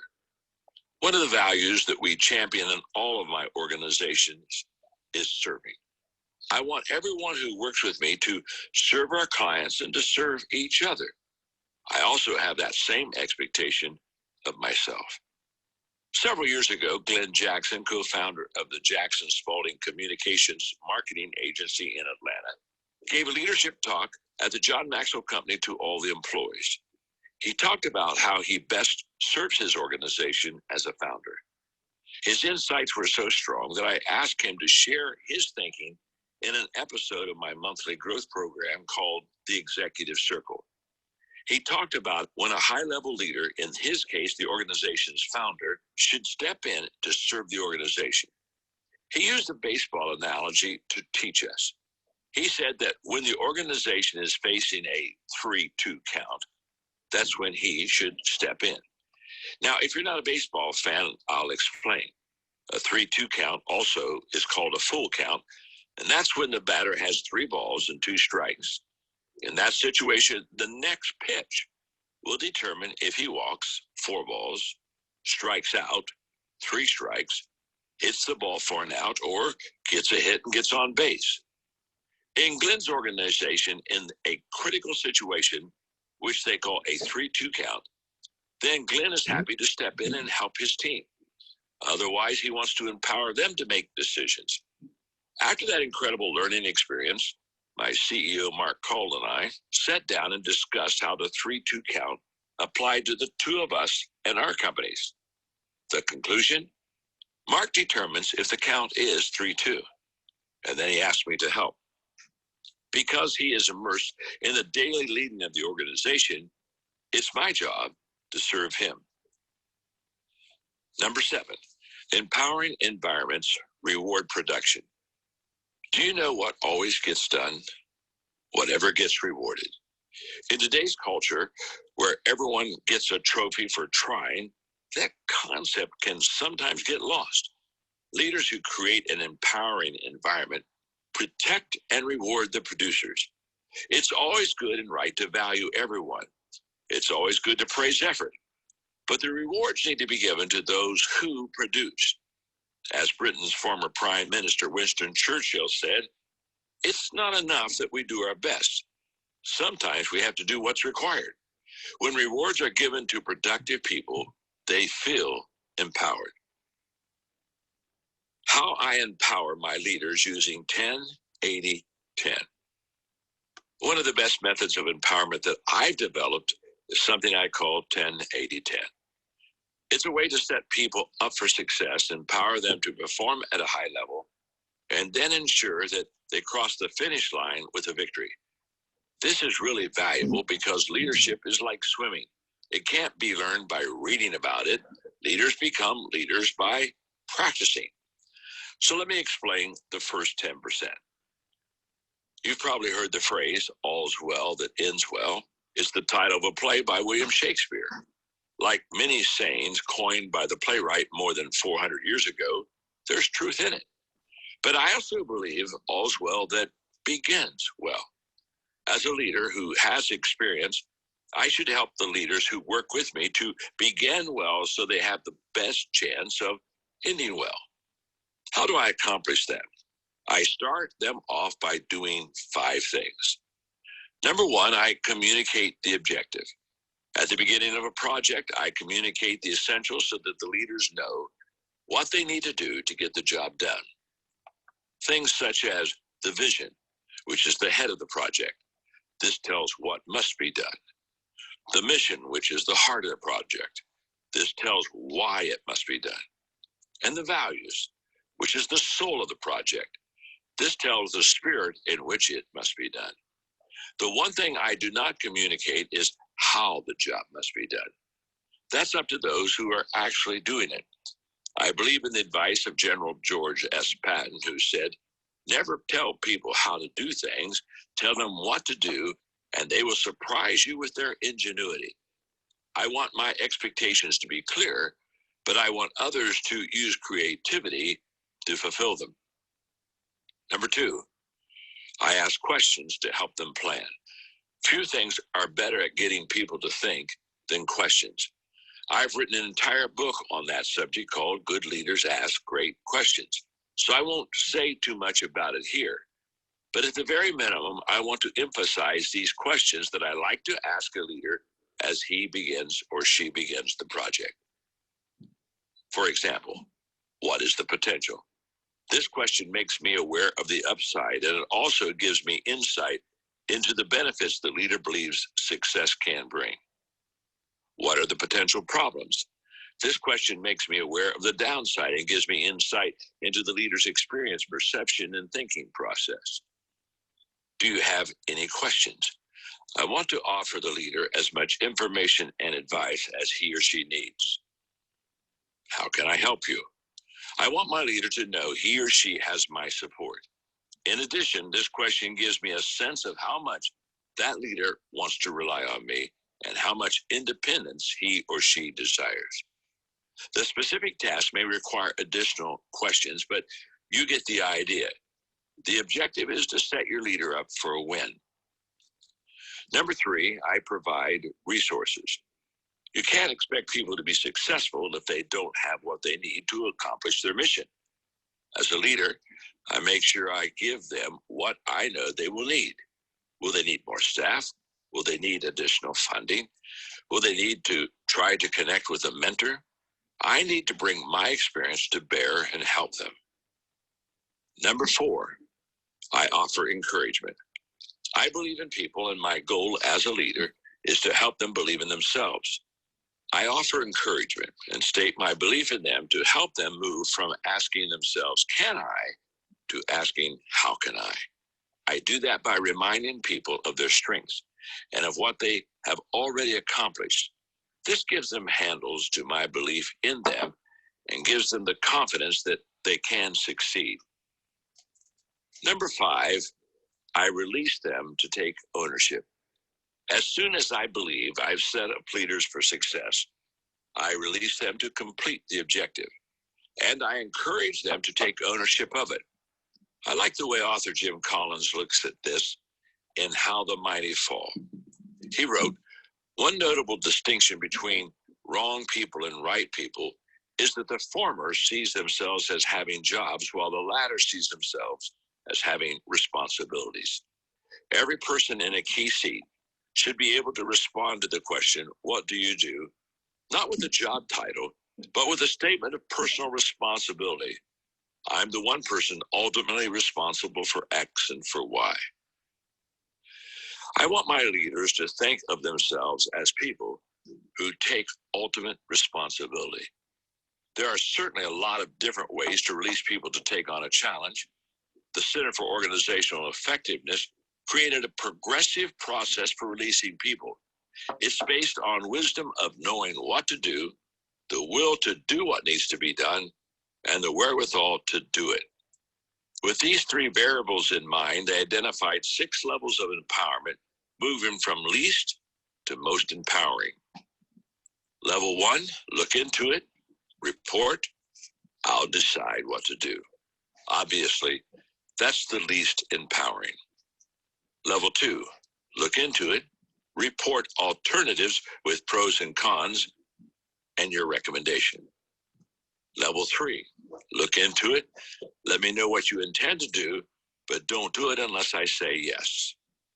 Level 4, look into it, let me know what you intend to do, and do it unless I say no.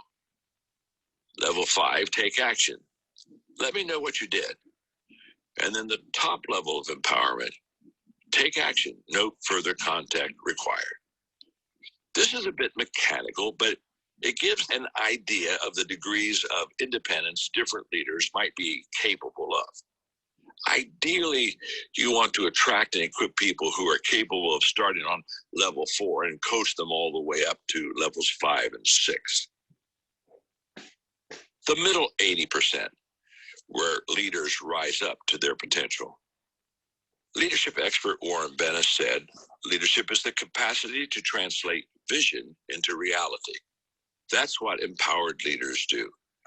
Once they've been set up for success and released, they do what's needed to translate the vision into reality. How do they do it? Well, here's what I found. First, empowered leaders add more and better ideas. Poet James Russell Lowell said, creativity is not in the finding of a thing, but the making something out of it after it's found. The best leaders take an idea and add to it, and they encourage the members of their team to add to it. When you empower and release your leaders to be creative and innovative, they produce better results. Second, empowered leaders seize opportunities. There's an old saying, no business opportunity is ever lost. If you fumble it, your competitor will find it. It's your job to provide your leaders with opportunities to shine. It's their job to seize those opportunities and deliver. That's how they advance the vision of the organization and how they prove themselves as leaders. You don't want them wasting their energy by fighting to get opportunities. You want them fighting to make the most of the opportunities that you've given to them. Thirdly, empowered leaders use their influence. Good leaders use influence, not power, to get things done. They cast vision, they build relationships, they serve others, they help their people produce, they challenge them when needed, they persuade instead of pressure. And if they ask you to lead your voice and influence to help them with this process, do it. Endorse their efforts, but allow them to be the ones who make things happen.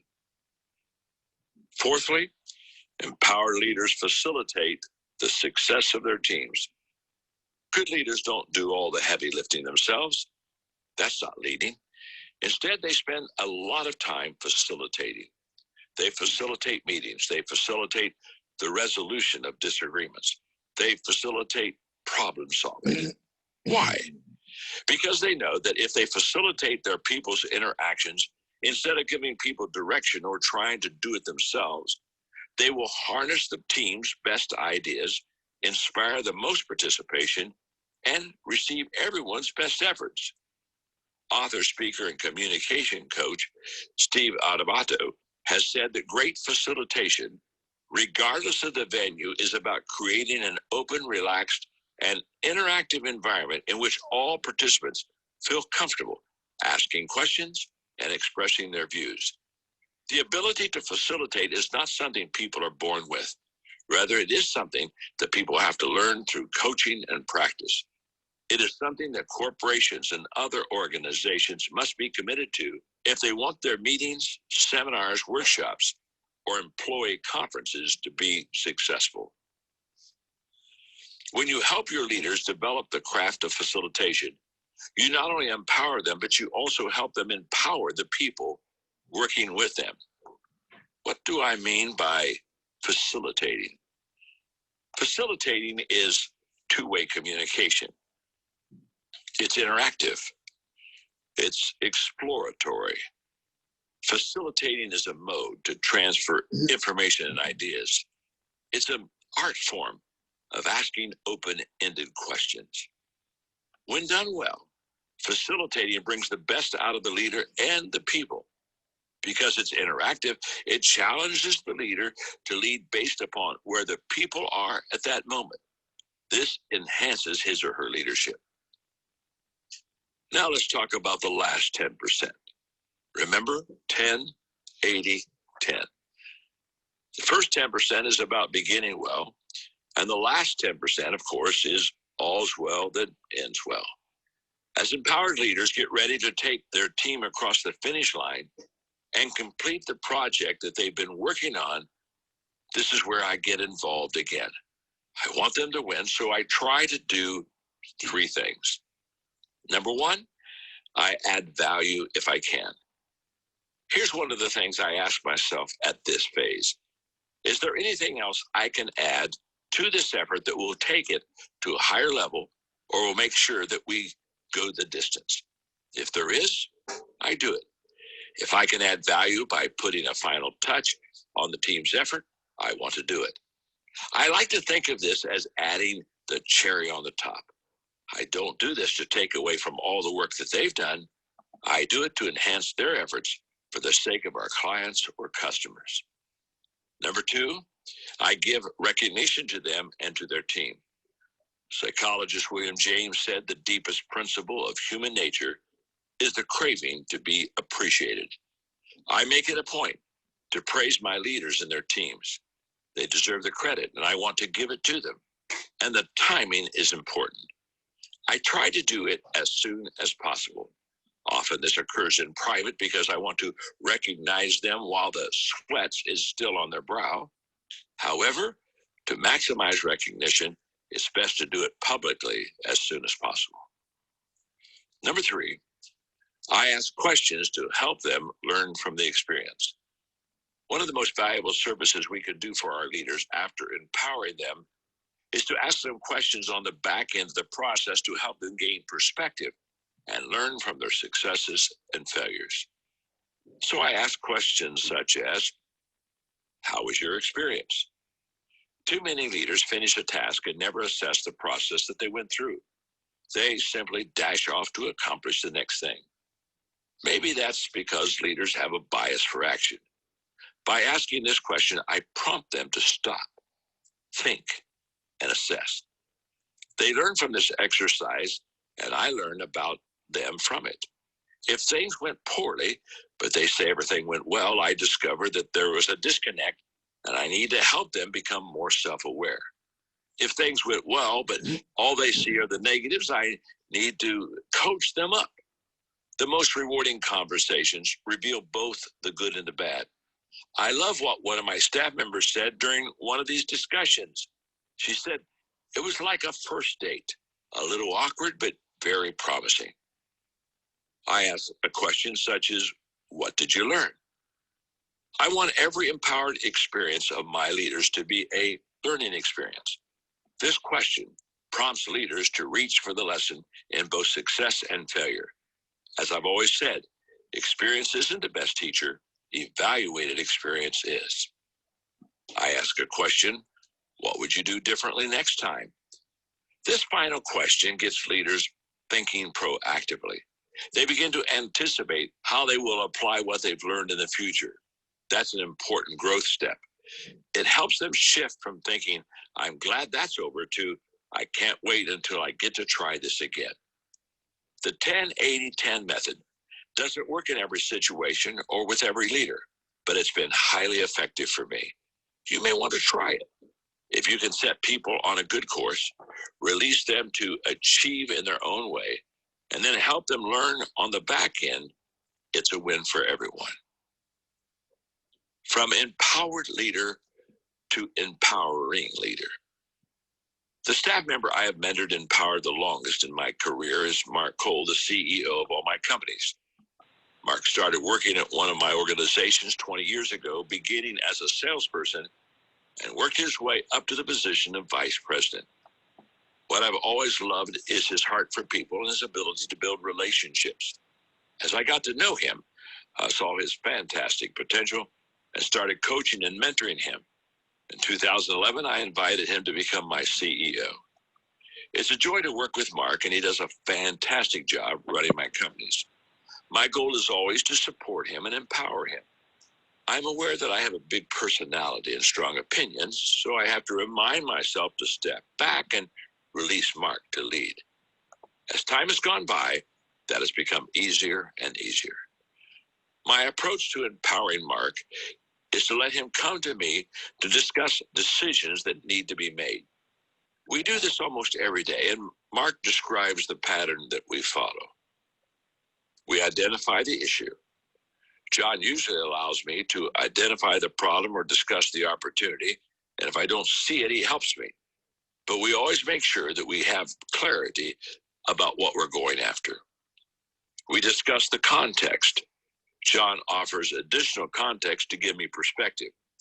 This helps us find a way forward more quickly. And if we're solving a problem, it often ensures that we don't face the same problem again in the future. We list options. This part is always exciting. We discuss various ways to seize the opportunity or to solve the problem. We try to find as many ideas as possible, and our mindset is, let the best idea win. We settle on the direction. John gives his opinion if I ask for it, but he usually defers to me as I identify my best option because I have to implement it. But we always identify a way forward. Finally, we ensure buy-in. We agree on the course of action and commit to it together. And I take on the task of communicating vision and direction to the team and then moving the organization forward. This process is one of the best leader development tools I've ever experienced. Through each of these 5 steps, I'm developed and challenged in my thinking, creativity, and problem solving. Plus, I'm exposed to how a more advanced leader sees a problem or an opportunity all the way through to success. And what I love is that John walks with me rather than ahead of me.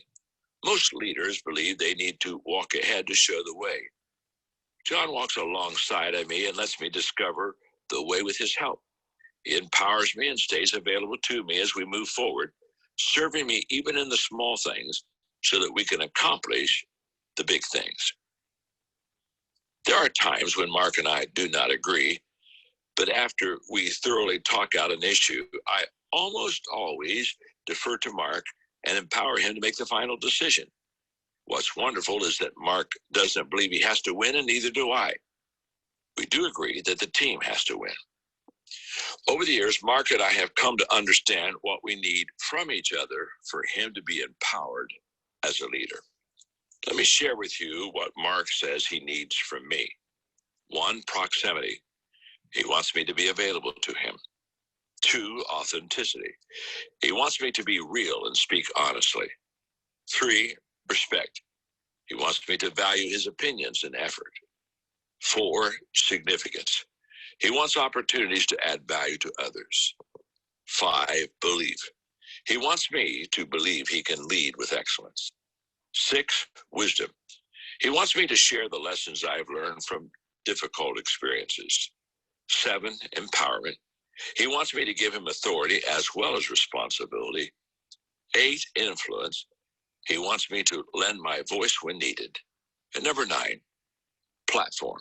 He wants me to offer him access to others.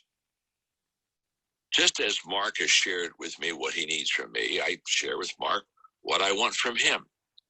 Number 1, heart. I want him to love people. 2, production. I want him to get results, not give excuses. 3, energy. I want to see passion in him for what he does. 4, team buy-in. I want to see him stretch and discover how high his influence can go. 5, trust. I want to always know that I can trust him. 6, a teachable spirit. I want him to be open to learning and improving. 7, emotional strength. I want him to be able to carry the heavy load with me. 8, reliability. I want to be able to count on him when it counts. Number 9, protection. I want him to love me unconditionally and have my back. It's taken time for us to understand what we want and need from each other. And it's taken time for us to be able to give that. We're still growing and learning. But Mark recently sent me this note. It read, John, you see potential in me that I don't see in myself. You saw me as a business leader before I saw myself as one. You saw me as a communicator when most didn't. You have inspired me to believe in myself, which is the greatest impartation of power one can give. I now empower myself to do things I once didn't know I could do, because you empowered me when I didn't recognize my own ability. I'm delighted to say that Mark continues to improve, and he's moving steadily toward his potential. Every day I see him getting better, not only at leadership, but investing in leaders and empowering them to become their best. It's such a great return. It's such a great reward. As I've just finished reading the empowering chapter to you, I think this is the scariest part of the book, because this is where you release them. This is where you say, okay, take off, fly. I think it's scary because, first of all, you're going to find out how well you've invested in them, and nobody wants to say fly and then watch them flop. So I think we get a little bit nervous over the fact that we're going to basically be tested on how well we prepared them to fly. And I think it's also scary for them because it's the first time maybe they've been let out of the cage to fly. So what I wanted to do is kind of maybe just take this chapter and move it up just a notch for you. And so I want to share with you 5 empowerment questions, of which they're simple questions. And immediately you're going to be able to say yes or no to them. And I want you to have these 5 because these questions really determine if you're going to empower people well or not. Question number 1, am I insecure? Okay, that's a yes or it's a no. Question number 2, do I like control? Simple enough, yes or no. Number 3, do I want credit? Yes or no. Question number 4, is it easier to do it myself? Yes or no. And question number 5, do I want people to need me? Yes or no. Now, those are 5 simple questions, and hopefully you'll just maybe just stop down the tape for a moment and write them down and just kind of do a yes or no on them. But here, let me just give you the insight that I want you to have in empowerment. If you answered yes on most of the questions, you're going to have difficulty empowering people, because people that want control, people who want credit, people who say it's just easier to do it myself, people who want people to say, oh, you're indispensable, I need you, or people that are insecure, just trust me, they won't let go and they won't empower. If you could look at those 5 questions and say, no, I'm not insecure, don't need to be in control, don't have to have the credit. If you could say no to them, then you probably have a leaning or a tendency, a bent toward empowering others. The reason I wanted to give you those questions was because when I was a young leader working through this scary chapter myself of empowerment, I had too many yeses. I was insecure. I didn't have much experience under my belt. I definitely wanted to run stuff and be in control. Sadly, because of my ego, I wanted everybody to tell me how wonderful I was and that they couldn't do it without me. And I like people saying, John, we need you. What would we do without you? I had a mentor one time who said, John, when people say, what would we do without you? He said, they're loving you, but he said, you have to understand, they'd do quite well without you. He said, I tell people all the time, just die and see how well people do. The world goes on. The world goes on. Okay. Well, here's where I'm going with this. I think that that when we get to the most difficult or scary part of this developing other leaders, I think we need to maybe take a little extra time and ask ourselves a few good, honest questions and then come to grips with our answers. And if you had too many yeses out of those 5, it's okay. Just start working on one at a time, not more than one, and say, okay, how can I turn my yes into a no until I can get those no's pretty well lined up so that I can begin to really release the people. Now, one more quick, just little thought here at the end of our time here in this chapter. I've gone from a non-empowering, controlling, I want to do it myself leader to one who empowers continually. I mean, it's what I do every day. And it's been a journey. And I want you to be patient with yourself because this isn't done overnight. But let me say this. More than patience, you need to practice. Sometimes patience is just a little bit too apathetic of a word.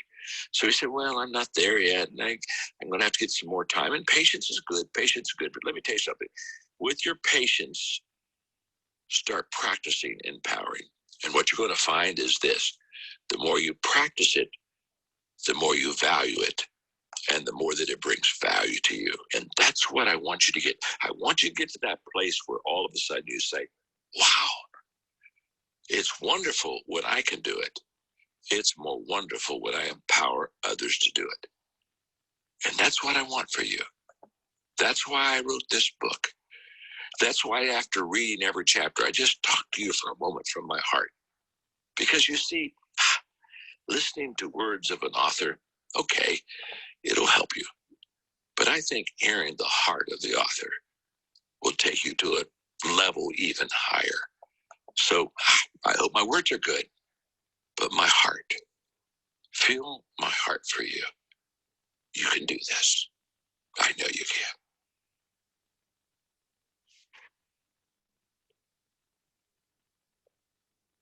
All right. All right. All right. Are we there? Yes, I'm here. Okay. We're gonna go around and let's see what you got from here. So Shirley, I will begin with you. What is something that stands out with you and why? Oh Lord, there's a lot stood out with me, but I'm just gonna go with the end where he said write down those yes and no's. That stood out with me because you guys know how I am. I'm here for growth, and all 5 of my questions that I answered was yes, every last one of them. So in saying that, I have a lot of work to do because I feel that right now at this very moment, I wouldn't be the best of a leader to lead because I do have a tendency of wanting to do things myself. So that's Okay. a big wow with me, Nate. That's wow. Okay. Okay. All right. And then what about within this, again, I can't stress this enough. You guys are getting the bird's eye view from the operating of my head and in the environment and the people that I'm looking to attract, what I'm looking to develop. And so as you're listening and going through this and you're going through your own study, I want you to be able to be reflective of that as you're going through it as well. All right. So, right. All right. Thanks. Yeah. All right. Mashawn. Hey, what a phenomenal chapter. Like, it's something that I'm going to have to review and read like a lot of times because it was truly all laid out with just even if we just looked at the 10-80-10, so all is well that begins well. In my initial working with you, we step by step walked through the process of how we were going to get our work done, just right at the beginning, nothing left to thought or wonder. It was exact. This is step 1, do this. This is step 2, do that, and then follow through with this. And this is our process. And so that was just starting with the all is well that starts well or begins well. So I can affirm that as being a positive part of the process. And then the 80 is to translate the vision into reality. So my people perish because they lack vision. So if we're looking to flourish, we actually have to connect to a vision that we can actually bring into reality with the season of opportunities and obviously asking questions. And then he ended with all is well that ends well again, which is perspective, which is actually going back over, what did you do well, or what do you think you didn't do as well, or the other nuts and bolts of after you've actually played the game, looking at how you performed in the game. So I like, of course, that practice. I like that. I'm an action person, so as opposed to saying, well, I'm trying to figure it out, I'm going to be out there, taking the things. I'm going to work system. That's Okay. way for now. All right, thank you. Mom? Yeah, it was very impactful. There's a lot, to really retain, but I got two things from that. One is leadership in like and respect, like versus respect, and you spoke about that all the time. It says that if someone likes you, if you have a team and they like you, they'll stay with you until they find someone that they respect. So you talk about that a lot. We are not here for people to like us. And the other thing that was very impactful is asking questions. I find myself a lot, and I'm learning this now, is to ask a lot of questions. Because if you ask a lot of questions, instead of just talking and trying to think of what they were going to say or what they should say, you're not helping them to succeed. So asking questions, it helps them to think, it helps them to assess, and it also helps them to evaluate. So I'm learning that, and this is very, very impactful, especially when you are a leader or you want to be successful in business. You have to ask a lot of questions and listen. In Mary Kay with my business, Mary Kay always say that's why God give us 2 ears and 1 mouth, so we can listen more. And I find that works perfectly. So I'm grabbing a hold of that. So it was very impactful today. All right, thank you. Kim Foster.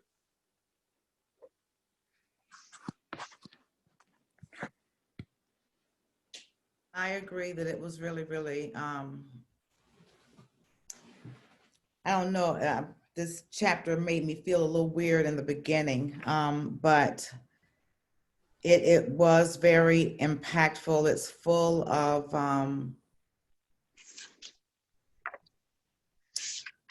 I don't know how to describe it. There are a lot of aha moments in this chapter for me. The thing that stuck out, I guess, was, it was a whole chapter, but relationships, be secure enough to give your power away, and only secure leaders give power to others. The environment part, create a place where empowered leaders can rise up. And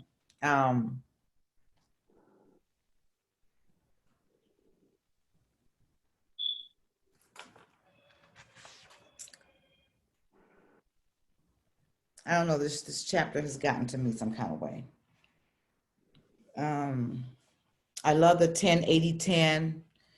That was very, very impactful also. And then the final part, the aha moment for me were the 5 empowerment questions, because I am a person that likes to do it themselves. And so I would sometimes rather do it myself than, I guess the correct way to say it, and I don't know if it is or not, but I don't know if it's the correct way to say to empower someone else to do it, or if I just believe somehow that I can do it better. And just in listening to what John Maxwell was saying in the end when he was speaking from his heart, I mean, it's true. Just try going away, and things go on without you. They go on. You are not the end all be all. You know what I mean? And I don't think that I am, but I mean, if I feel that way, maybe I do some kind of way, and Lord knows I don't want to think that way. So I don't know. This chapter has got me thinking quite a bit. What does it have you thinking about? Like, I don't know. I think, and I'll show my face so you can see. I think that because, like, even in my family, and I'm not even just talking about my family that's been created over the last 30 4 years that Urban and I have been married. But when I think about like my life, I've always been the one that's been so dependent on. So, and when my mom had her business, I can remember, you know, as a young girl, you know, having the run of her business. We took care of the mentally and the physically handicapped. And my mom, you know, she was a first in her field. So she was one of the first African Americans to open a center that did that. And so, you know, she helped write the rules and regulations for the Ombudsman Committee. I mean, she was huge in her field. And so she put a lot on me in that, even though I was a baby, way the baby. My sister is 17 years my senior, my brother was 15 years my senior. I was always the one counted on and depended on for everything. And it just, I don't know, it just kind of,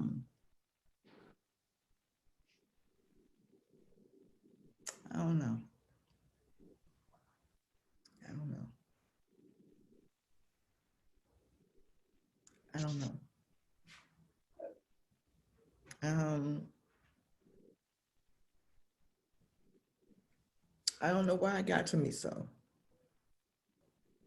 I just think that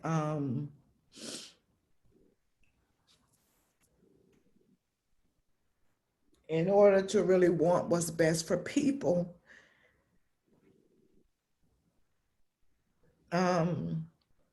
I do have to relinquish some things, you know, like I don't know how to explain it any other than that. And I don't know. I'm following you. Just let the words come. I'm hearing you. I don't know if sometimes relinquishing means that I'll be taken advantage of. I saw my mom be taken advantage of quite a bit, even though she was amazing at what she does and what she did, and she was a leader. I mean, like a true leader. We would have people from Tallahassee come and review our center all the time because it was such a model center, even in terms of it being clean, the way she managed her elderly clients and her mentally disabled clients. They were like it all with the way she treated them and the way she ran her facility. But I also saw her be taken advantage of a lot because her heart was so pure for people. And I took my pureness in heart from her, but I don't want to be taken advantage of to the degree that she was sometimes, because she was so giving and so kind.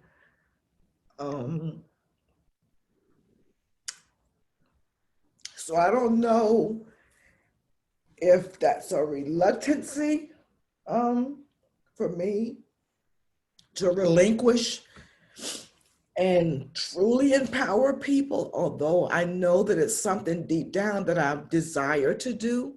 It's weird, Nate. And I've never been forced to discuss it. You know what I mean? Just, I don't know. So let me help you out. One thing I want you to really understand about empowerment. Empowerment is for the benefit of others. Right. So therefore, there doesn't leave any room for being taken advantage of. Here's what it leaves room for. It leaves room for being disappointed. It leaves room to be hurt. You know, early on within this here Life is Rich community, there was someone that got started that, you know, I had a personal relationship with, but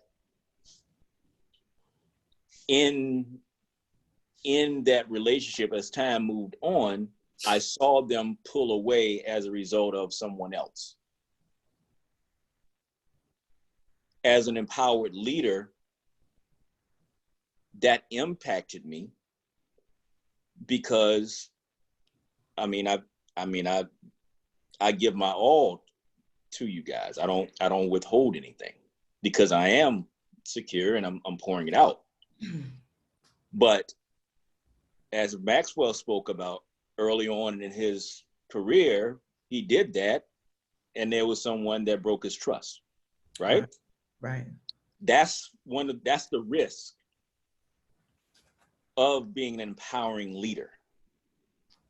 Now, in doing that, the taking advantage of, I didn't look at it as I was taken advantage of, because I didn't give with an agenda. You understand?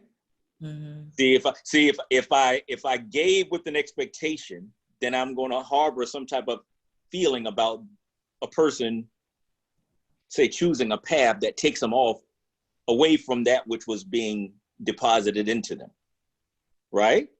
Can I ask a question about that? Yep. Mm-hmm. So is that like a difference between men leading and women leading? That's the difference in maturity leading. Maturity leading. See, this whole thing about men and women, and see, you guys are in that world, and that's one of the biggest things that my work with women. See, the reason why I do what I do with women is because I said that if I died, I wanted to make sure that I had sowed enough seeds in the lives of women so that I had women leaders that I would want my daughter to follow.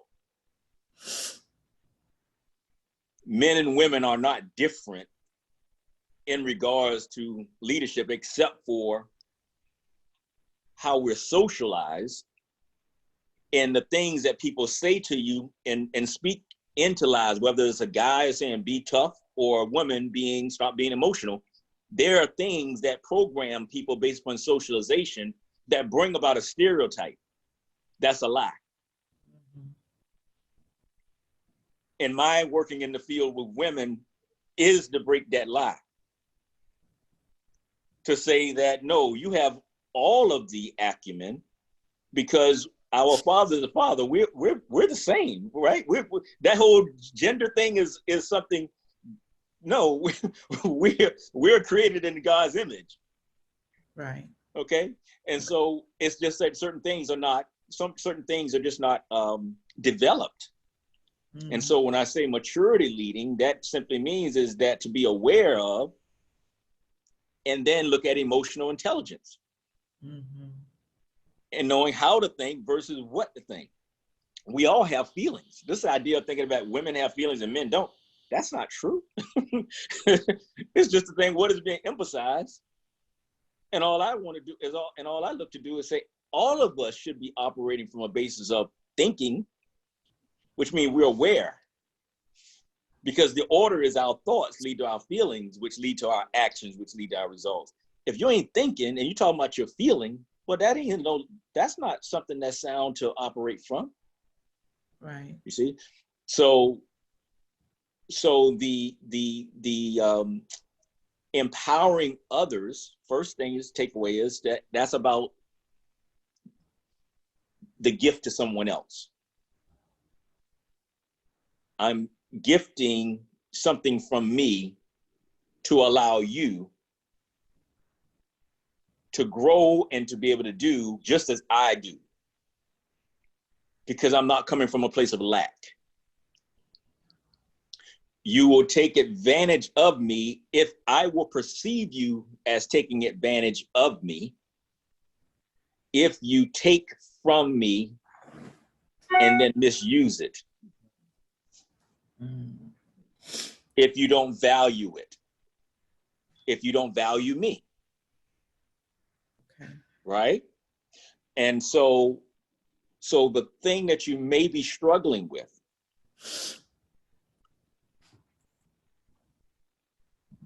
is you got to go and process this for yourself. You may have a feeling or a need to be needed, or you may need to feel people are dependent. You may have a need for people. You may have a need for. You may have a need to feel as if people depend on you. And you can go back and look at over your life to see if it was really about that, because something else that you want to do, or not. You can look at it in you, or you generally may just not trust others, because then you may have experience where there was a trust issue. So you don't want to let go of. Mm-hmm. right? Mm-hmm. And so those are the things that will cause someone not to let go. So, but just remember, as a leader who empowers others, this is Nate Scott. I believe in the capacity of others. And I genuinely, and I know the magnitude, and I know the magnitude of that which I'm working on, but more importantly, I know the type of life that I want to have. And I know that the life I want to have is not dependent upon things being dependent upon me. So when I say to you, when I say that the way I lead you is the way I led my soldiers, and knowing that if I got killed on the battlefield, the mission would still have to take place. Mm-hmm. That's me saying that the mission can't be stopped because of me. If I get taken out, the mission still has to take on. How I raise my children. I raise my children with the idea that I might be dead and gone. And what a travesty it would be for my children not to be able to function because daddy's not around. Mm-hmm. What a travesty would be for me to hold you all back by trying to hold on when you've got gifts and talents all of your own.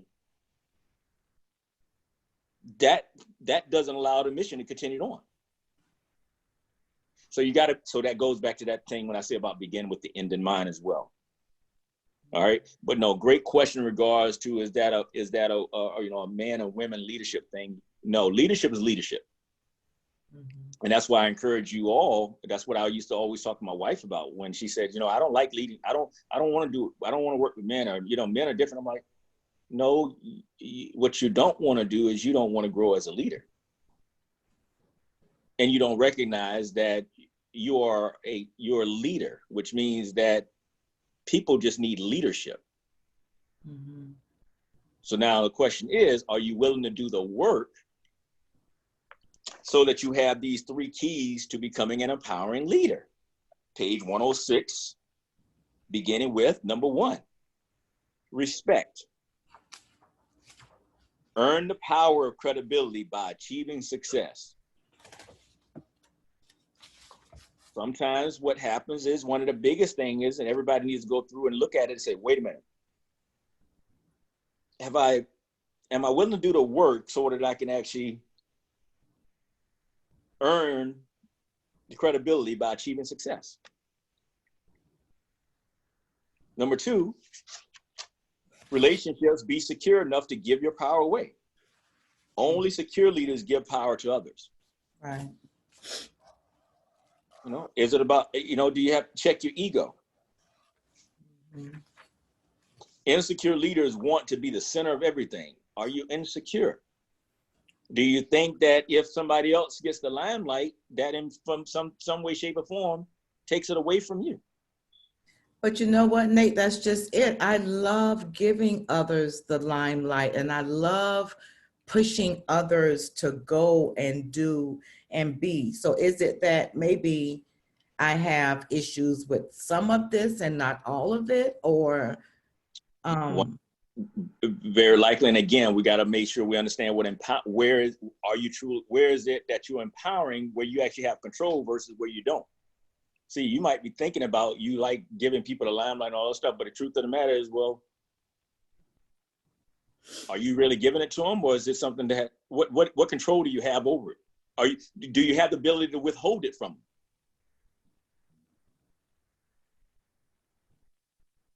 So, for example, using this here, I have the power to withhold things from you that I have control over. Life is rich. The process. When I tell you, hey, you can go plug in Melaleuca, go plug into the website. You can go to this other. You can get into the group. You can have all that information that you want. See, that's not mine.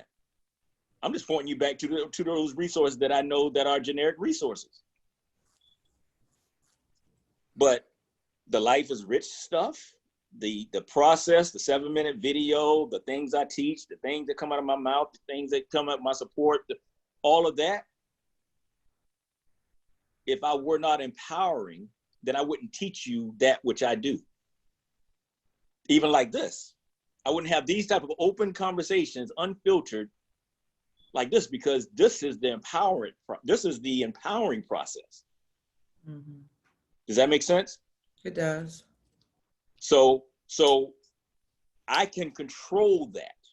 If I was like this, then I wouldn't let you see the inside workings.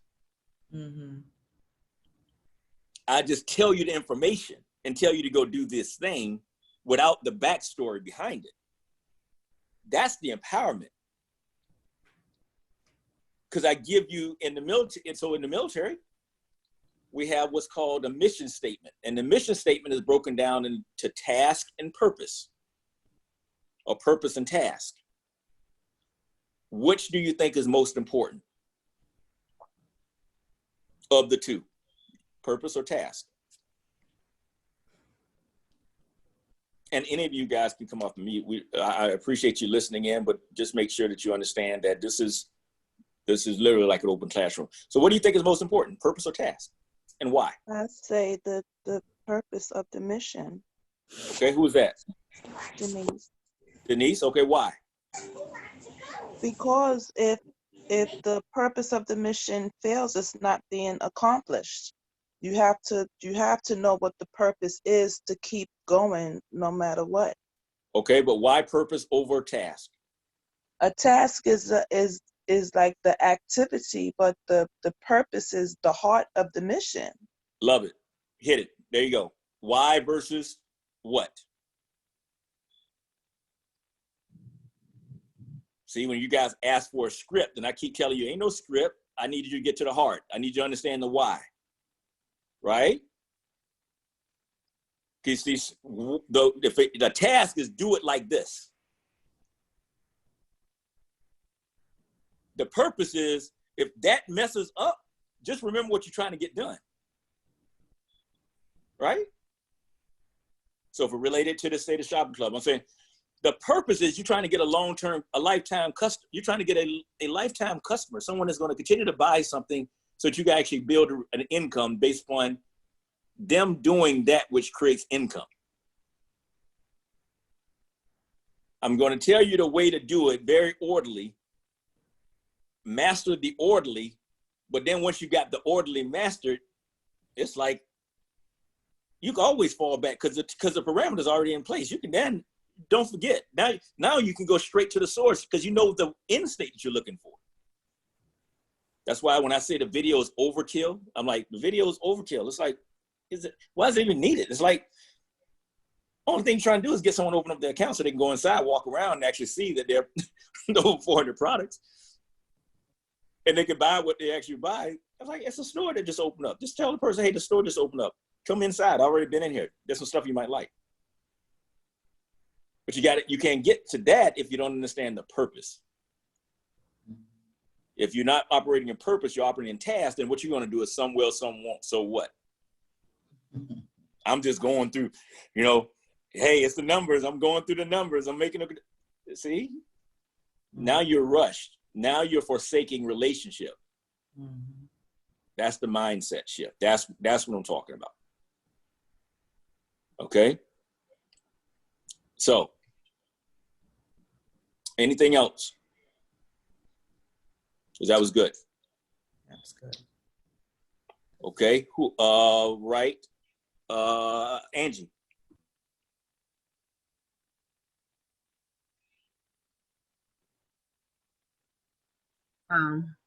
What stood out to me today, I guess I just kept thinking about how to begin with the end in mind and the importance of staying the course by way of the power of empowerment. And like the sister said earlier, she talked about the 10-80-10 plan. That has significance to me. And then also when we talked about But when he talked about the outward and inward success and how outward reflected what others see and inward when you lead yourself well, putting the work in to build character. And I also reflected on many of the points related to empowerment leader and how it talked about why leaders don't empower others. And it referenced things like time,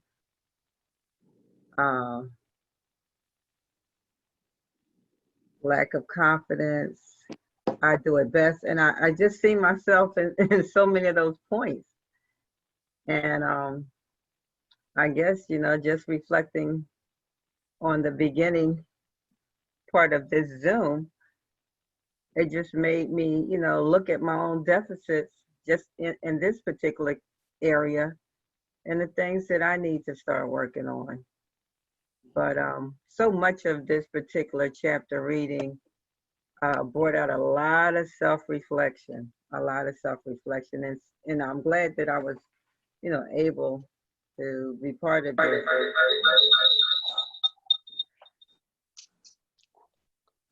All right, great, thank you. Okay. Who's got the, okay, got it. Let's go with this Galaxy A10E. Who is that? Me, Who's me? Denise. Okay. What I got of value was talking about the delegating the task and the credibility.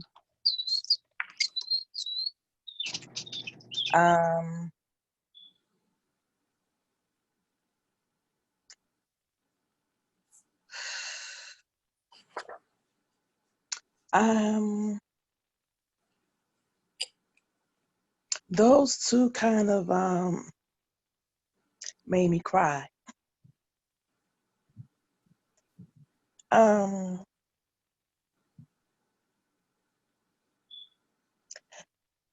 have a lot of things that I do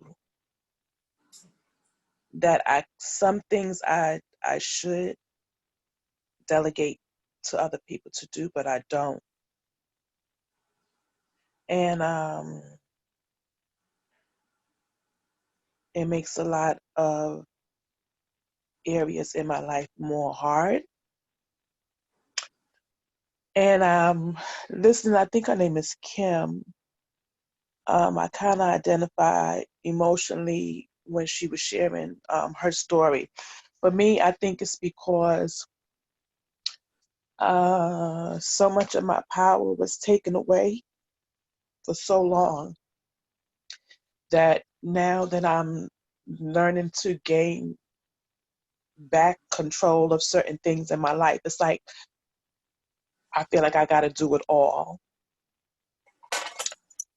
And it's kind of hard for me still right now to try to, delegate, things like I said, and the credibility, building it inward and outward. That's something that I'm here to learn how to do, to be more credible in things that I'm doing and finding the right balance.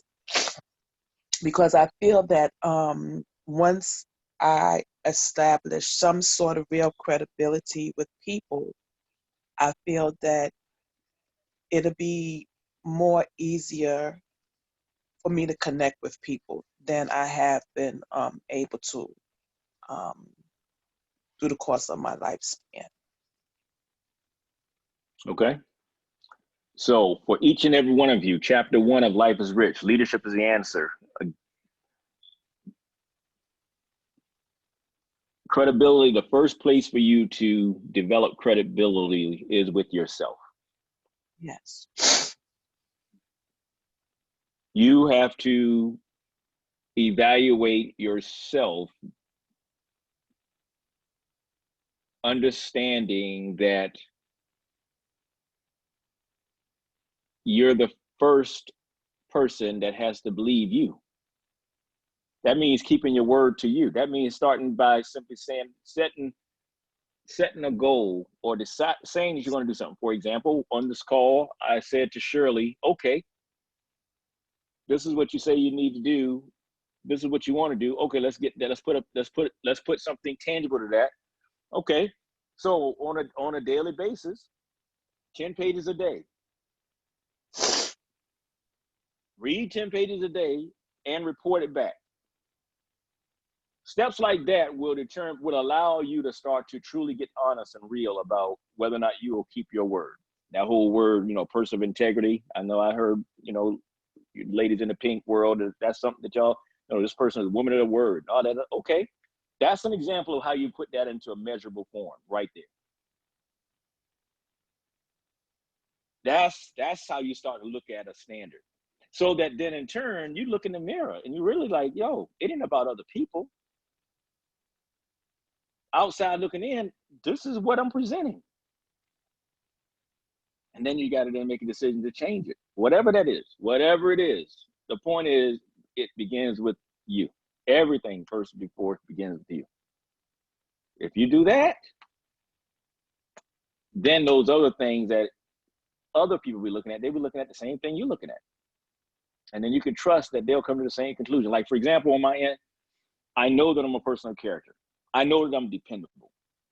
And because of that, anyone that speaks against that or speaks at odds about me, I don't believe other people before I believe me, because I know me. I know that I've made a case and I've laid out the information for it to be evaluated in the same way I'm gonna evaluate. It's kind of like this whole thing about the police brutality.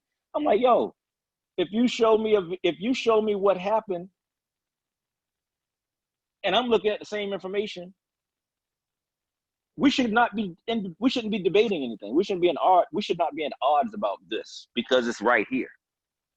Like, you got the president and he'll lie. And I'll see people try to justify, explain, and try to make it rationalize. I'm like, really? So that's how you develop that credibility. Does that make sense? Yes. Okay. But All I right. have a question. Sure. As far as like the credibility I think that I have with people, to me, it's like I feel they like me because I'm nice. Like And and I respect. feel, Like is not respect. yeah, I'm just explaining. And then I feel that sometimes they feel value in me because they know I'll help them. Like they know they can call on me to help them.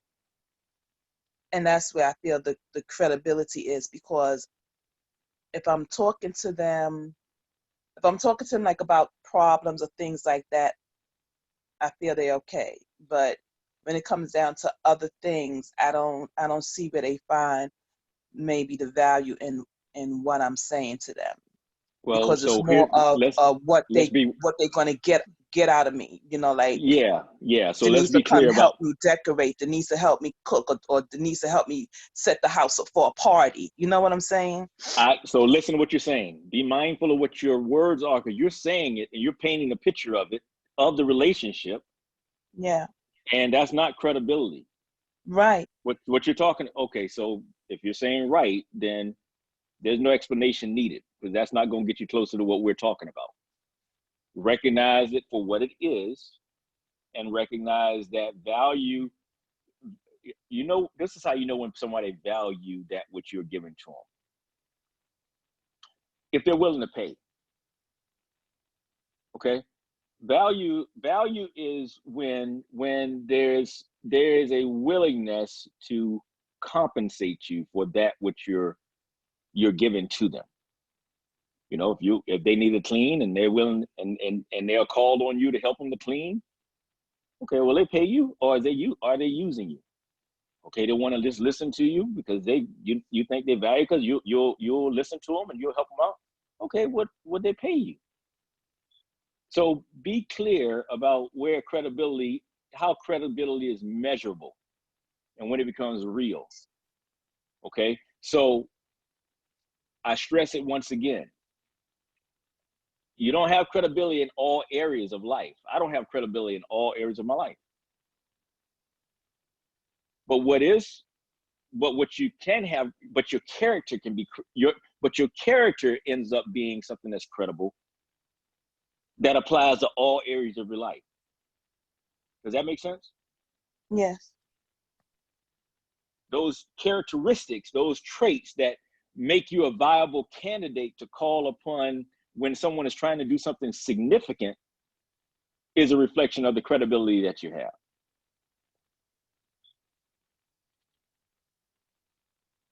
Be mindful of the urge to make yourself feel good because of how people treat you. Because as I said, somebody can like you, but if they don't respect you, they won't follow you. It's, conversations with my wife early on, I talked to her about, yeah, of course, people want you to be around. But if you stand up and start speaking a certain way, then look at how they treat you. Because many times what happens is people will, hey, go where you tolerate it, go where you celebrate it, not where you tolerate it. That's another little something for you to hold on to. Be mindful that there are people that literally will keep you around because they just tolerate you. You won't rock the boat. And that's where you start to see a definitive line in leadership. Now, leaders aren't disruptive. That ain't about being rude. That's not it. But there's a definite thing about a standard that you are not one just to go with the crowd just because the crowd is it. You're willing to stand alone. That's where that whole courageous piece comes in.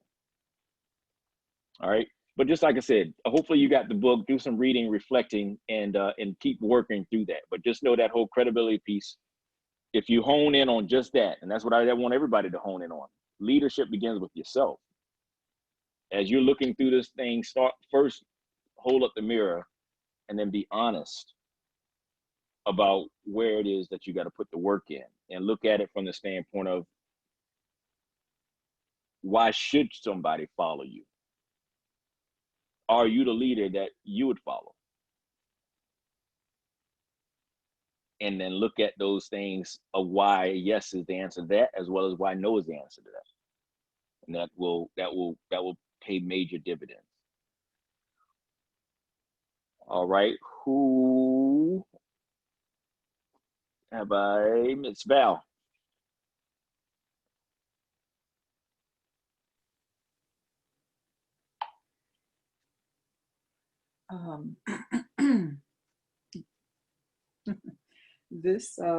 This has been enlightening, but the key areas that stood out for me on page 106, when he was talking about the 3 keys to becoming an empowering leader, where he says it is based primarily on earning respect, building relationships, and providing an environment of empowerment. Respect is the fruit of being competent. As well as on page 111, where it says empowerment is so much bigger than training people's hands to do the work that needs to be done. It's about encouraging the whole person to rise up and be more. What I got from those 2 areas is it's on all levels. If there is a lack of respect, or there are areas that are transparent, that gives a person, particularly myself, not to like that person, whether you're a leader, director, whatever agenda you're in. If I have been shown, and I'm a pretty good judge of character, if I've been shown that there are selfish hidden agendas, I'm going to step back. I'm not going to become disloyal or, go all off the deep end and things of that nature. But I am going to kind of raise an eyebrow and say, hold on, wait a minute. I trusted you, and I will, I guess, wait on it. Because my agenda is to stand on Proverbs 3:5-13, as well as Matthew 6:33, and seeking God first in all things, And it's amazing. The reason why it stood out for me is because in I'll say my sister circle, there is a particular area that's a rose thorn.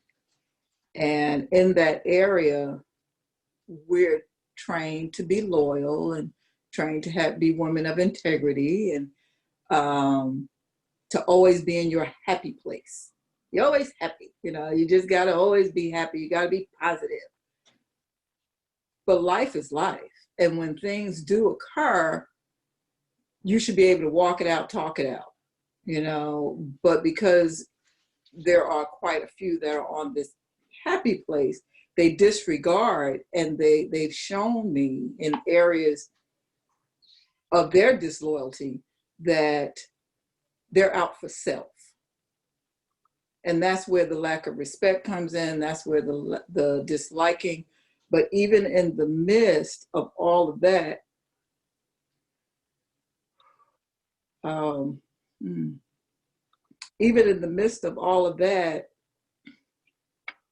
because I've stayed loyal and because I was content in the moment, God said, okay, I'm going to show you a little wink.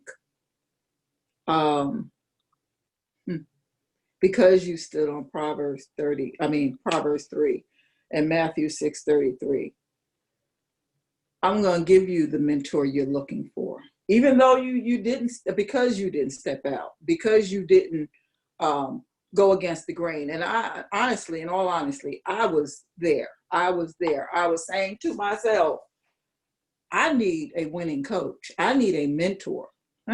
I need to, find somebody. But because I didn't reach out, I just watched from afar. He gave me you. He gave me Andrea. He gave me Life is Rich. And here it is. We're talking about leadership. We're talking about the very thing that I was having an issue with. So as far as what I got from it, I got my pleasant reminder that God is saying, I've got you, my daughter. I promised you abundance, because he said, eyes have not seen, nor ears have heard, neither have entered into the heart of man the things that he has prepared for us, for those that love him. So I'm just gonna go there. I'm grateful. I'm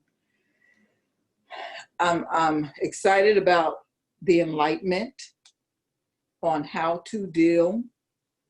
And this is amazing. This is amazing. And I pray that God continues to smile on you and Andrea's life, because he has used the both of you as the vehicle to spread his word, to show people how to live and love life. And that's it, because I'm about to go into my ugly cry. Y'all won't understand nothing. Okay. All right, Val, do you have the book and are you reading? I have the book. I've attempted to read.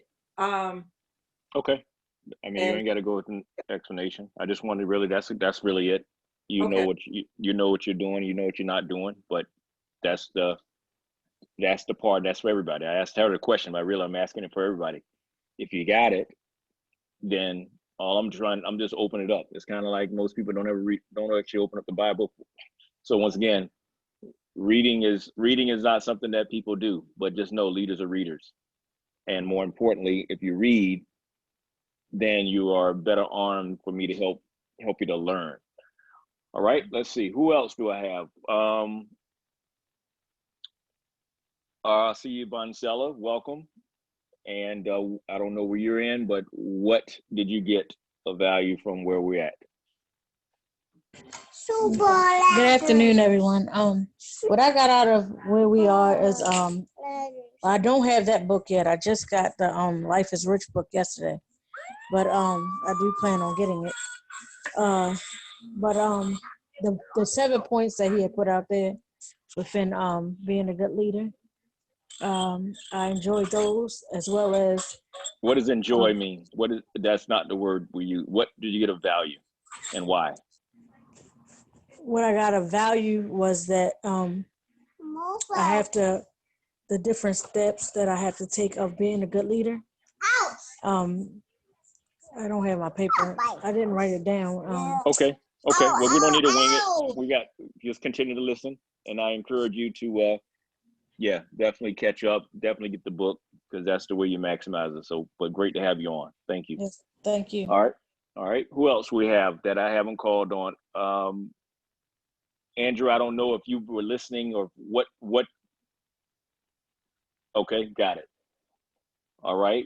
Shawanda, are you back? And if so, did you get any, were you in listening into anything? Okay. Mom, did I call on you already?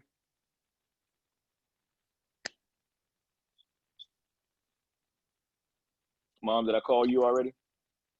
You know what, Nate? My phone twice, somebody called me and it cuts me off. I had no volume, so I had to disconnect and came back on twice. Okay, So, okay. Did you listen to any of the audio? Yeah, you reading? called on me already. Oh, perfect. Thank you. Thank you. You called on me before. All right, great. Did I leave anyone out?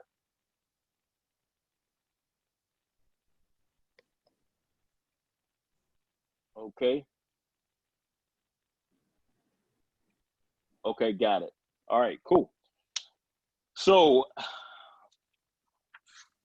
just as a quick review, things that I hope you guys made note of and just paid attention to. Why some leaders don't empower others. Lack of time, lack of confidence in others, I do it best mindset, personal enjoyment about doing tasks themselves, inability to find someone else to empower. I guess let's go to the question of empowering environment. And let's do a test. It says empowering environments embrace people's potential. Are you in an empowering environment? This is now where you have opportunity to assess the Life is Rich community. Let's see how we measure up against what is laid out in this guide. Number one, is this an empowering environment? Empowering environments embrace people's potential. Does anyone have a thought about what was communicated about that? Number one. Take yourself off of mute if so. It says empowerment is so much bigger than training people's hands to do the work that needs to be done. It's about encouraging the whole person to rise up and be more. People have all sorts of amazing qualities and natural abilities inside of them that need to be uncovered, discovered, and released. Are you experiencing that? Yes. Okay. Number two, empowering environments give people freedom. For others to soar, they must first be free to fly. How do you help them have that freedom? How, if you are given the freedom to fly, they say leaders who create an empowering environment give people the freedom to think for themselves, try things their way, and share their ideas. That's one of the best ways they develop leaders. How do you see that play out?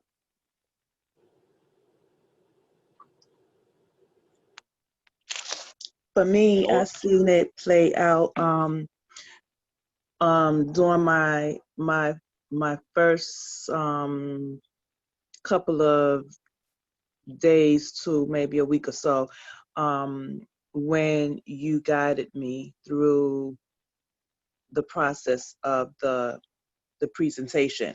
So even though I felt that I wasn't ready, but you put the power in my hand to tell me how to do it, and I was able to do it, and it helped me to be confident that I didn't have to call Andrea, you know, to do it. So I'm thankful for that.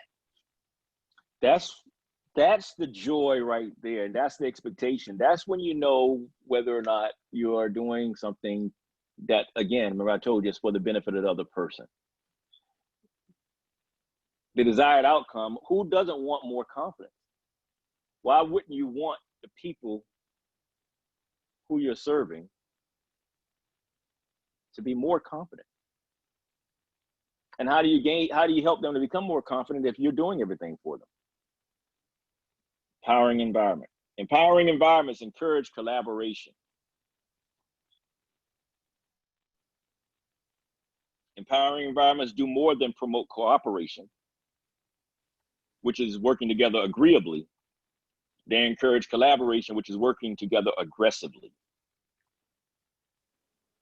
If we start with the attitude that different viewpoints are additive rather than competitive, we become more effective because our ideas or decisions are honed and tempered by that discourse.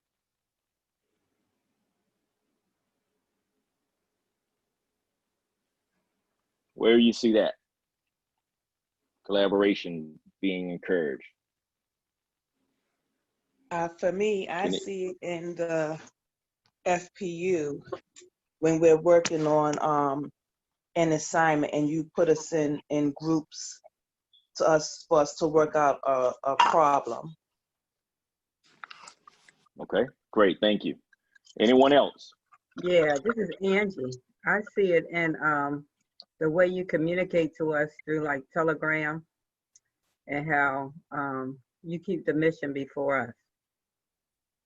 And also collectively, we always have the resource through these type of recaps that we can continue to learn from. So you always make sure that we all have the same information at all times. Okay, but where's collaboration shown? Denise gave one example. Where? Well, when we come together, we pair with you. We pair with each other. I remember when we first started the other fast track, and Kim, Dwayne, and Shirley and I, we came together to collaborate on our strategy to go forward with that project.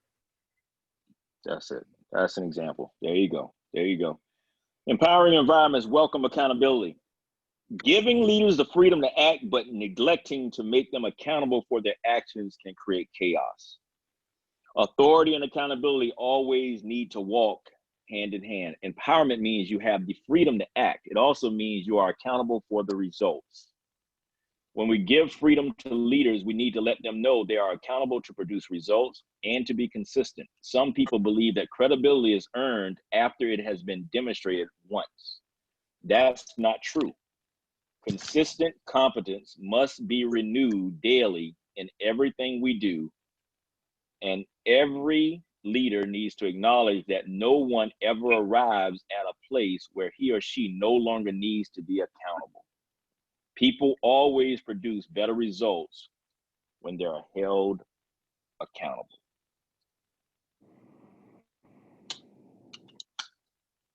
Why is that one? Why do you think I took the time to read that entire section?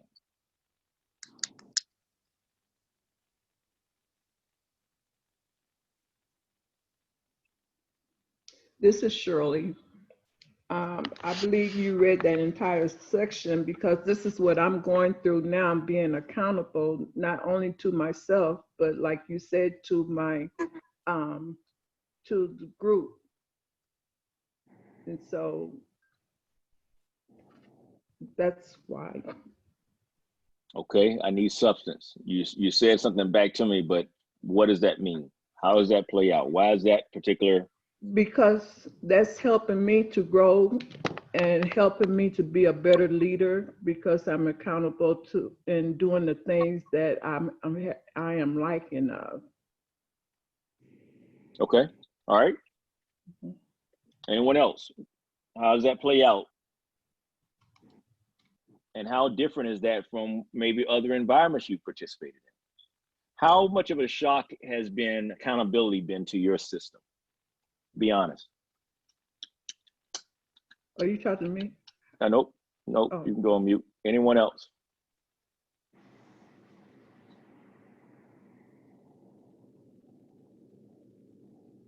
I think accountability produce success, and because, for instance, if you, and that's something that I've done. I'm telling you, I'm learning a lot from this. Life life is rich, because I sometimes, as a team, we have a goal, and somebody said this is what I'm going to do, and because I don't hold them accountable, it doesn't get done. So therefore the whole team, the goal just shattered, because I think I'm being pushy, or I'm going to hurt their feeling if I hold them accountable. This is what you said you were going to do. Tell me what went wrong. I just feel that I didn't want to rock the boat. So I just say, you know what, it is what it is. And accountability is very important, because if we're going to grow as a team, we have to give an account to someone.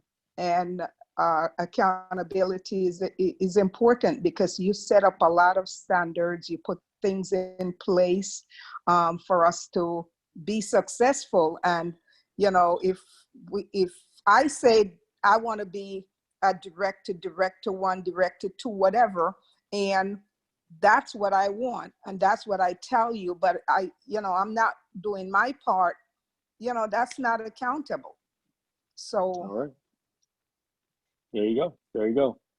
we want to think about it from the vantage point of what I said, is that you don't get what you want, you get what you deserve. Right. And so as you look upon me and you think about, I can't tell you the number of times of what you guys have said, Nate, one thing about Nate is he consistent. Well, now we go here. Consistent competence must be renewed daily in everything we do. And every leader needs to acknowledge that no one ever arrives at a place where he or she no longer needs to be accountable. It's that whole idea is like, okay, well, I don't need, it's like if I'm not engaged in this process with you, number one, it reflects on what I what I look at as important. Because if I'm not engaged, then that must be meaning it ain't that important. But the other thing is that I'm not entitled because of something that I did yesterday. The leadership requirement is to always be leading by example, and to never to have arrived, or get this attitude of as if I've arrived. I call it that haughty spirit. And so the question I have is, who would admit that being a part of this environment has been a culture shock for you? And what was the biggest shock, or what's been the adjustment? Kim Foster, what about you?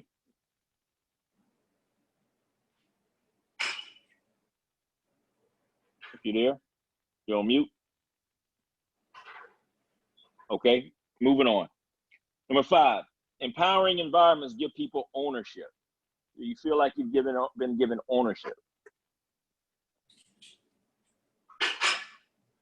Responsibility and leadership is important. Hold people accountable prompts them to accept that responsibility. However, there's a higher level of commitment in ownership.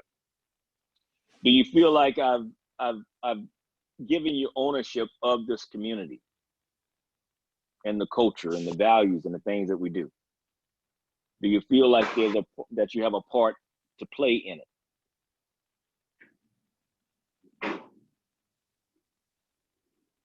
Yeah, I feel like that I'm responsible for transferring the learning.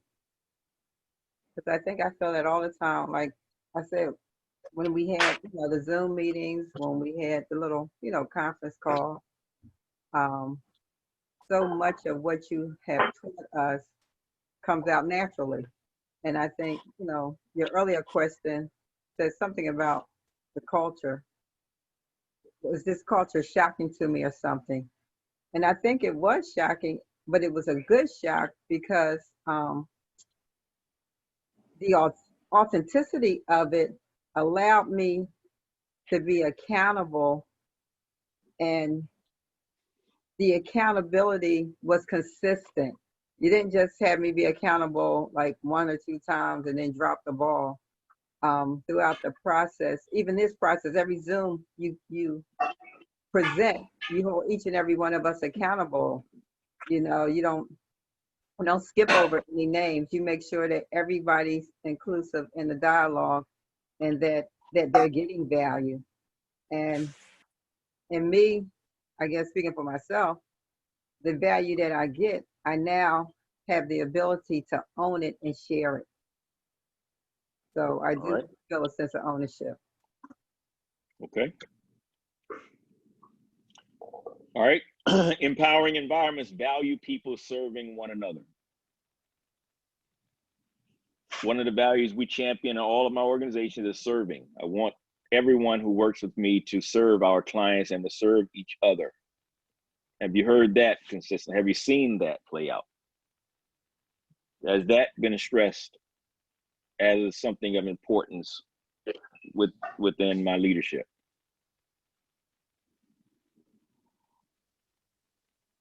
All right, something to reflect on. Number 7, empowering environments reward production. Yes.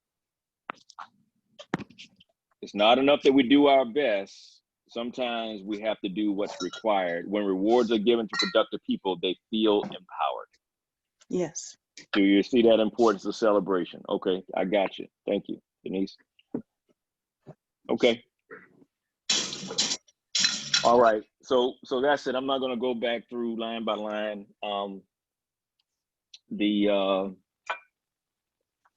This here again, I think is one I think you should definitely go back and take the time and reflect on. You got some very good bullet points to check out.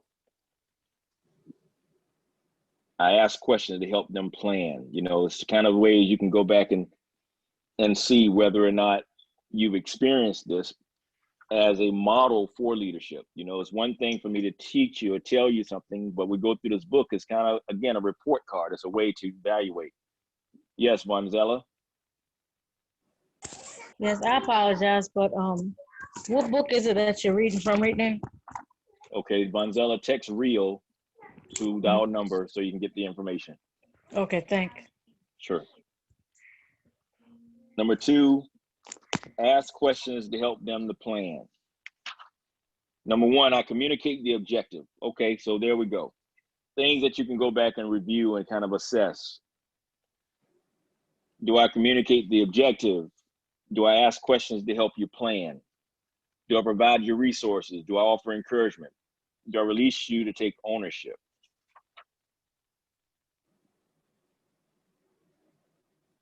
Again, don't read this book without thinking through whether or not you see examples of it. The same thing with reading God's word. Don't read the Bible, don't sit up and worship without developing sight for examples of it. And as you see examples of it, become the example. Wow, that right there, that's something right there I would love for you guys to walk away with. Number 1, you read and you study to learn and to develop sight. You demonstrate understanding when you're able to point to something that reflects that which you were reading. That shows your understanding. Then you model it. You become the example. That shows your wisdom. Remember what I told you, that knowledge is information? That's when you're reading. That's when you're sitting up in worship. That's when you're listening. Knowledge is information. You got all this information.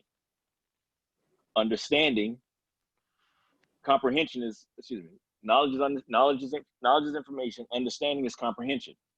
You demonstrate understanding when you're able to point it out, like we just now went through, and I asked you, where do you give me an example of it within the Life's Rich community? Or when you're able to look at me and see, okay, that's an example. That shows understanding. And then when you adopt the behavior, when you start to apply the stuff, when you start to walk it out, that then shows your wisdom. Knowledge is information, understanding is comprehension, but wisdom is applied knowledge. And that's the desire for each and every one of you as you consume all type of information. Because again, I want you to learn how to think versus what to think. Nate, before you move on, I would like to say that for you to say that I done that on page 98 and 99, and you say just don't read it, but apply yourself to it. And on page 98, everywhere it says Chaz, I crossed it out and put my name there.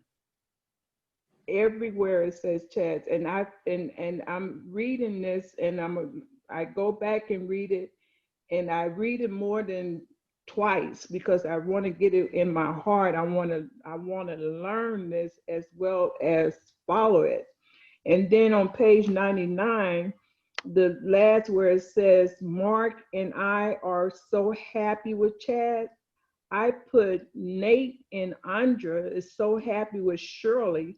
And recently we've been having her work more closely with us. You know, I just put my name there, and for you to say that, like I always say, when I hear someone say something that I'm doing, it's just confirmation from God saying that I'm on the right track. And I could not leave the call today without telling you that, because you brought that out. Okay, wonderful, wonderful. So now here, Shirley, here's what you do with that. You go beyond what you just now described to me. Lets me see that you are projecting that which you hope to happen. That's great. That's a visualization exercise. Mm-hmm. What I want you to take away from what I just now said, though, is then you making that a reality. Mm-hmm. That being the application. So not about, it's kind of like I'm not big on you taking notes. So it's not about you just writing the stuff out. It's about you having an understanding and you have the ability to point it out. So if you go down these bullet points, so like, for example, it says working yourself out of a job is the ultimate equipping win. And I recommend that you pursue it. Mm-hmm. Okay, so I'm reading that as saying, okay, if I'm truly equipping, then that means I'm working myself out of a job. Try to pass the baton in as many professional areas you can. Okay, Nate, what are you doing to pass the baton? Then it says to accomplish that, do these 3 things. Okay, now let's look. Place a high priority on working yourself out of a job. See, now what I do is I go and I come to the audience. So for example, Shirley, I come to you and I ask you, Shirley, do you see me placing a high priority on working myself out of a job? That's my question to you. No. Okay, if you say no, then you've missed the message right there. Someone else. This is Gonzala. I say yes because you. Hello? Okay, go ahead. Let me see if you've been around enough to know that answer yet. Bonzella, go. I say yes because you are you're downloading information to all of us to be able to equip us with how we can succeed in being leaders and in the business. Okay, I'll start with that. That's a great starting point. Thank you. Someone else. You're empowering us to handle the baton. What does that mean? Give me something Meaning that specific. you're training us to be directors and grow up the director leadership ladder to work you out of a job. Well, give me something. Let's give it something specific. What is a baton pass? What is it that I've done? What is it that I've relinquished? You're training us. What's an example of something? What's an example? Okay. Go ahead. Again, specificity. What is an example of something that I've relinquished? You have, through these Zooms and our one-on-one coaching, trained What is us. an example? Nope, don't. So no. here's what I'm saying. Eliminate the words. That stop trying to Okay. talk about. Listen to the specificity of the question. Okay.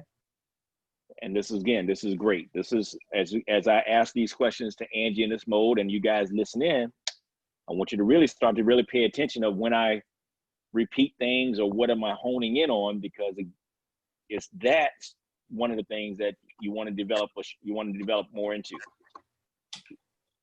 Instead of speaking in generalization, the question I'm asking you is, first thing you got to understand is, okay, what's an example? What is a job? What is it? Okay, put it in the context. Give me an example of what is the job I'm trying to work myself out of. So give me an example of what is the job. Frame that. To work yourself to an income level that that's not a job. Can A job. A job. What is the job that I'm working myself out of? as the leader, no. Can I answer? Go ahead. I'm sorry. Give me a job so for example, give me the job. What would you constitute as a job what is the job I have to do to create income? That's the way to, what is the job I do to create an income, to create the income? What are the jobs that I do to create the income? You introduce Life is Rich and the shopping club to family, friends, and whoever. Okay, cool. Start right there. Now, give me an example of a task that makes the job that you see me. What are the tasks? What are the tasks of that job? What are the tasks? To create a contact list. What are the tasks? Okay, one. One contact list. What else? Sharing a 7-minute video. 2. Asking what alarmed you the most? The two questions. Yeah, the two questions. Right. Next. Either inviting them to see where you shop. Next. All right. Sending them the recap. Next. Okay. Reviewing the recap and inviting them to visit the shopping club. Next. Introducing them to the benefits of the shopping club through exploration or by visitation. Okay, next. And leading them, well, I forgot the enrollment, sending the enrollment link, but, and showing them how to save money, save time, and obtain natural, safe, effective, affordable products. Okay. Purchase and Now, purchase them. Okay, great. So then give an example of a task that I'm working myself, that I've demonstrated working myself out of.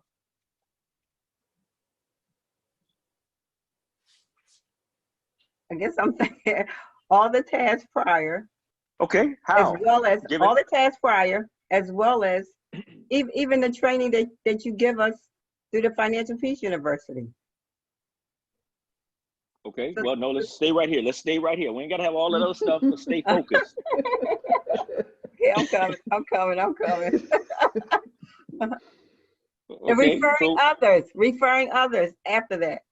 Anybody else that, any reason you see why, I mean, any reason why you wouldn't share this information with others? okay, cool. Okay, so what I just went through, guys, hopefully you guys gained, well, let me ask the question. What did you guys learn from what did you learn from what I just now did? What did you learn? Go ahead, Galaxy A10, real quick. And no, Denise, I want to hold off because you've been speaking a lot. Who else?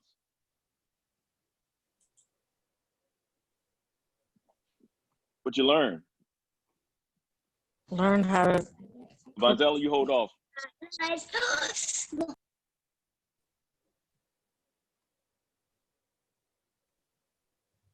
Okay, enough said. Go ahead, Denise, you're first. You guys wanting to learn. You guys are engaging. I don't feel personally that this is something that you're trying to work your way out of. Denise, that's not, nope, don't even give me the explanation, because I'm asking a very specific question was, what'd you learn as a result of the exchange between Angie and I in showing that I am working myself out? It is something that I work on, that I'm working myself out of. You said you are working yourself out of it? Absolutely, yes. Mm-hmm. That's the process of this is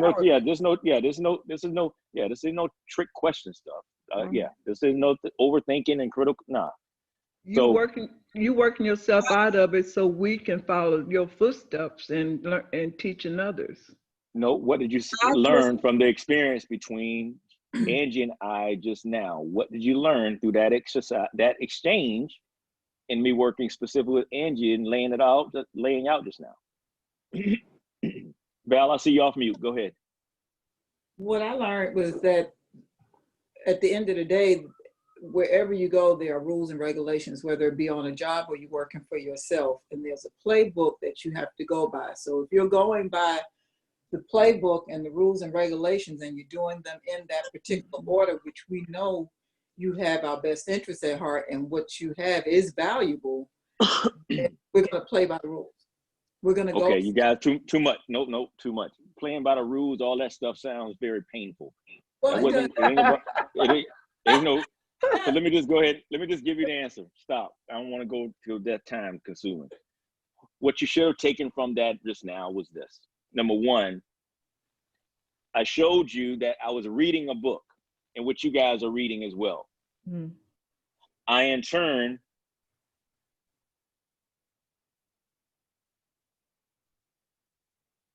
demonstrated an understanding of the information.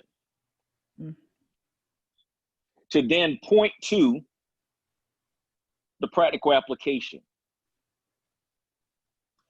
and ask questions in order to show how this here was actually being done. Beginning first and foremost with normalizing the job and being clear about, well, what is the job? The first thing is we all have to understand what is the job as it relates to what space we're in right here, the job. Then you got to understand the task of the job. And this is in everything that you have. For example, in your home as a parent, you should be able to look at your life as a parent and say, what things are you trying to work yourself out of a job, which means that you're trying to develop young men and women to be independent of you as a parent. That should be the aim of all. That's what parenting should look like. Does that make sense? Mm-hmm. Yeah. And then you look at, for example, one of the jobs you may have as a parent is driving your child around to practice, right? So y'all follow me with that? Yeah. Some of you, I don't know if you parents are the parents that did that, but there's some parents that they have their children got an active life. They in dance, they're in piano, they're in sports, they're doing stuff. That might not be y'all parenting, but that's something some parents do right there. Well, what happens is as the child gets of age, the parent looks forward to the day and the time which they can actually drive themselves around. So they have spent their time trying to get them to be responsible and to grow into, responsible young people, so that they can then work themselves out of that particular job. Does that make sense? Yeah. Okay. So that's what I want. I want you to extract from that experience of listening in and observing, is that I just simply was showing you that whole thing about the practical application, telling you that knowledge is information, understanding is comprehension, but wisdom is applied knowledge. And when you participate with me like Angie just did, that's going to increase your growth. That's what's going to increase your learning. Number 2, place a higher priority on developing people than on having a position. Other night on FPU, we had an exchange with Denise. Thank you, Mom. Where I released the mic, if you will, and I called upon Paul. And I called upon Sadie. And I took a step back and I had them communicate, teach Denise, peer-to-peer teaching in that moment. You see, most leaders are focused on holding the position they have or gaining the position they want. The focus is on themselves. That's a demonstration of that particular principle. Another demonstration of this principle is that you don't hear me talk about the position in which I'm trying to get to more so than what you see me focusing on and helping you to get to, taking the time to do development, which is like these weekend calls right here. Raising up and equipping leaders makes you a better leader, the better able to do bigger and better things. I was following with that. Yes?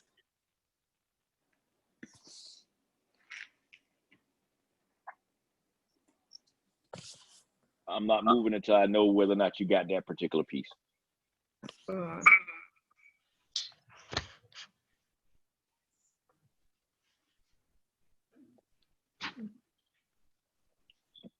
Okay, then what questions do you have around that? Since we don't have an affirmative on that, where are you stuck? What is it that you don't understand?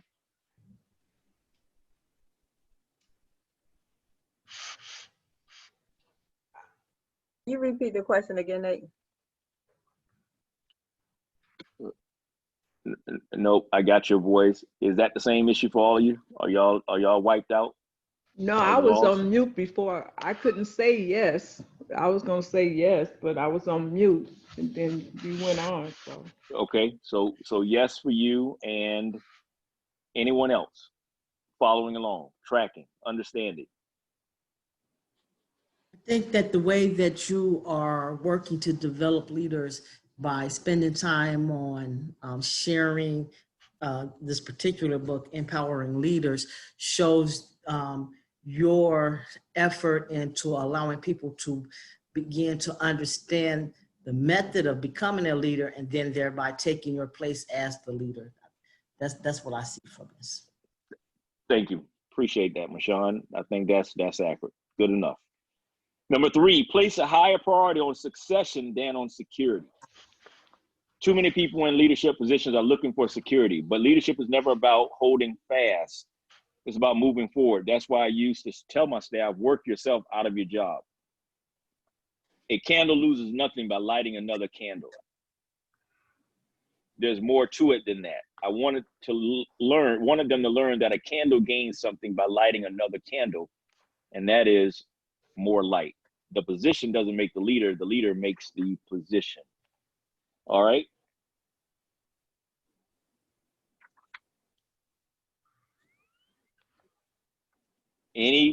Anybody can point to anything that you recognize with that? Higher priority on succession than on security. He said the first thing I did was begin equipping the members of my board of directors. I wanted them to know how to lead and how to equip others. The second thing I did was put my board of directors on a 3-year cycle. Okay, so the question is, are you experiencing that I want you to know how to lead and how to equip others? yes, this is Shirley again.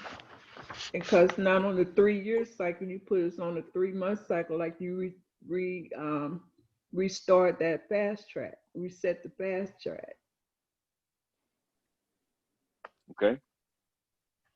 All right. we'll wrap it up.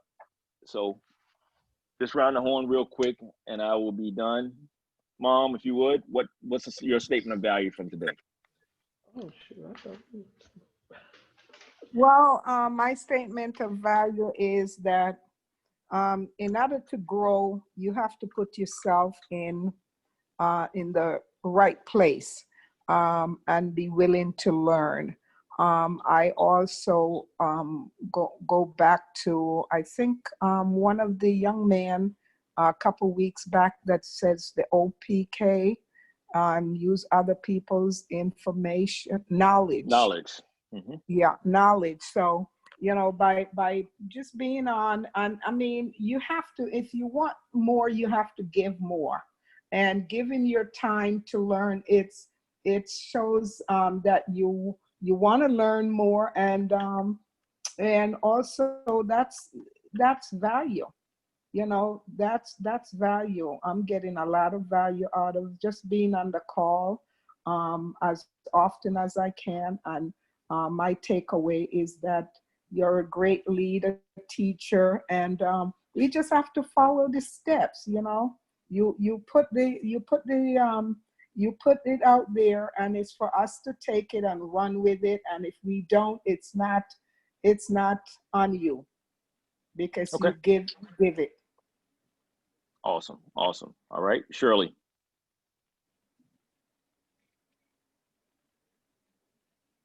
The value I get to just be accountable with what I'm doing, and just follow, like you said, just put myself in what I'm reading and following, doing what I need to do every day. All right. To grow. Angie. Mm-hmm. Okay. Angie. The value I get is being able to, I guess, experience and witness the paralleling of this particular chapter on empowerment, and how I see it demonstrated to you and how you teach it to us, to give us the tools to go forward with it. So all right. I appreciate that. Got it. Mashawn.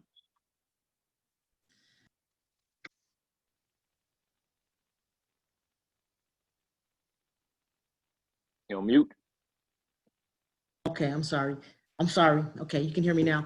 I get value out of your insistence on having to gain understanding from material and not simply parroting words. And so something that I teach, and also something that I understand. So it's easy to just regurgitate back something that somebody said, but to actually ingest it and then be able to transduce it in something that's meaningful to who you are and what you are is really what's valuable about the education that we're undergoing. In regards to becoming a leader, I'm particularly drawn to the statement of being able to persuade instead of pressure. And so I think to be able to walk it out in a way of demonstrating that this is the way that I have gotten success in what I do. And this is the reason why I study and I learn and I apply these particular points to get to a certain level, as opposed to just saying, if you want to get to this level, run, be pressured to focus this way, as opposed to understanding the method and then exemplifying the activity. Awesome. Thank you. Denise.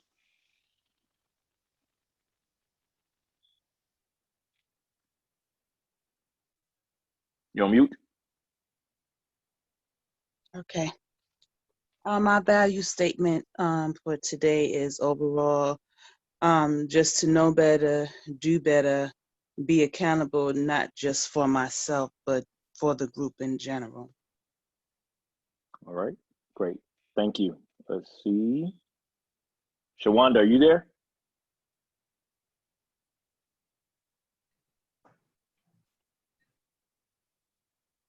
Oh, you're off from mute. You're on mute. I'm here. I just got Okay. back. Yes, how I was hitting the mute twice. Okay. What you got Okay. of value today? Oh, well, what I was able to listen to as I was in sorority meeting and listening, first of all, chapter 6, as Kim said when she was giving her overview, it is full. And when you're talking about empowering leaders, I like Kim, I'm going to use the term micromanager. I have to start releasing and being confident in myself, my own ability, and the abilities of those that I'm trying to turnkey some of the leadership to train up the leaders. So I'm going to be rereading chapter 6, and I am going to take that assessment because I enjoyed, I don't know if it was Shirley earlier this morning, just Kendra. yes, her feedback on what she learned about herself, you know, her strengths, her weaknesses, just the takeaway. So what I was able to take today has been phenomenal, and I've got some personal next steps for myself. Thank you. All right, thanks. Vanzella.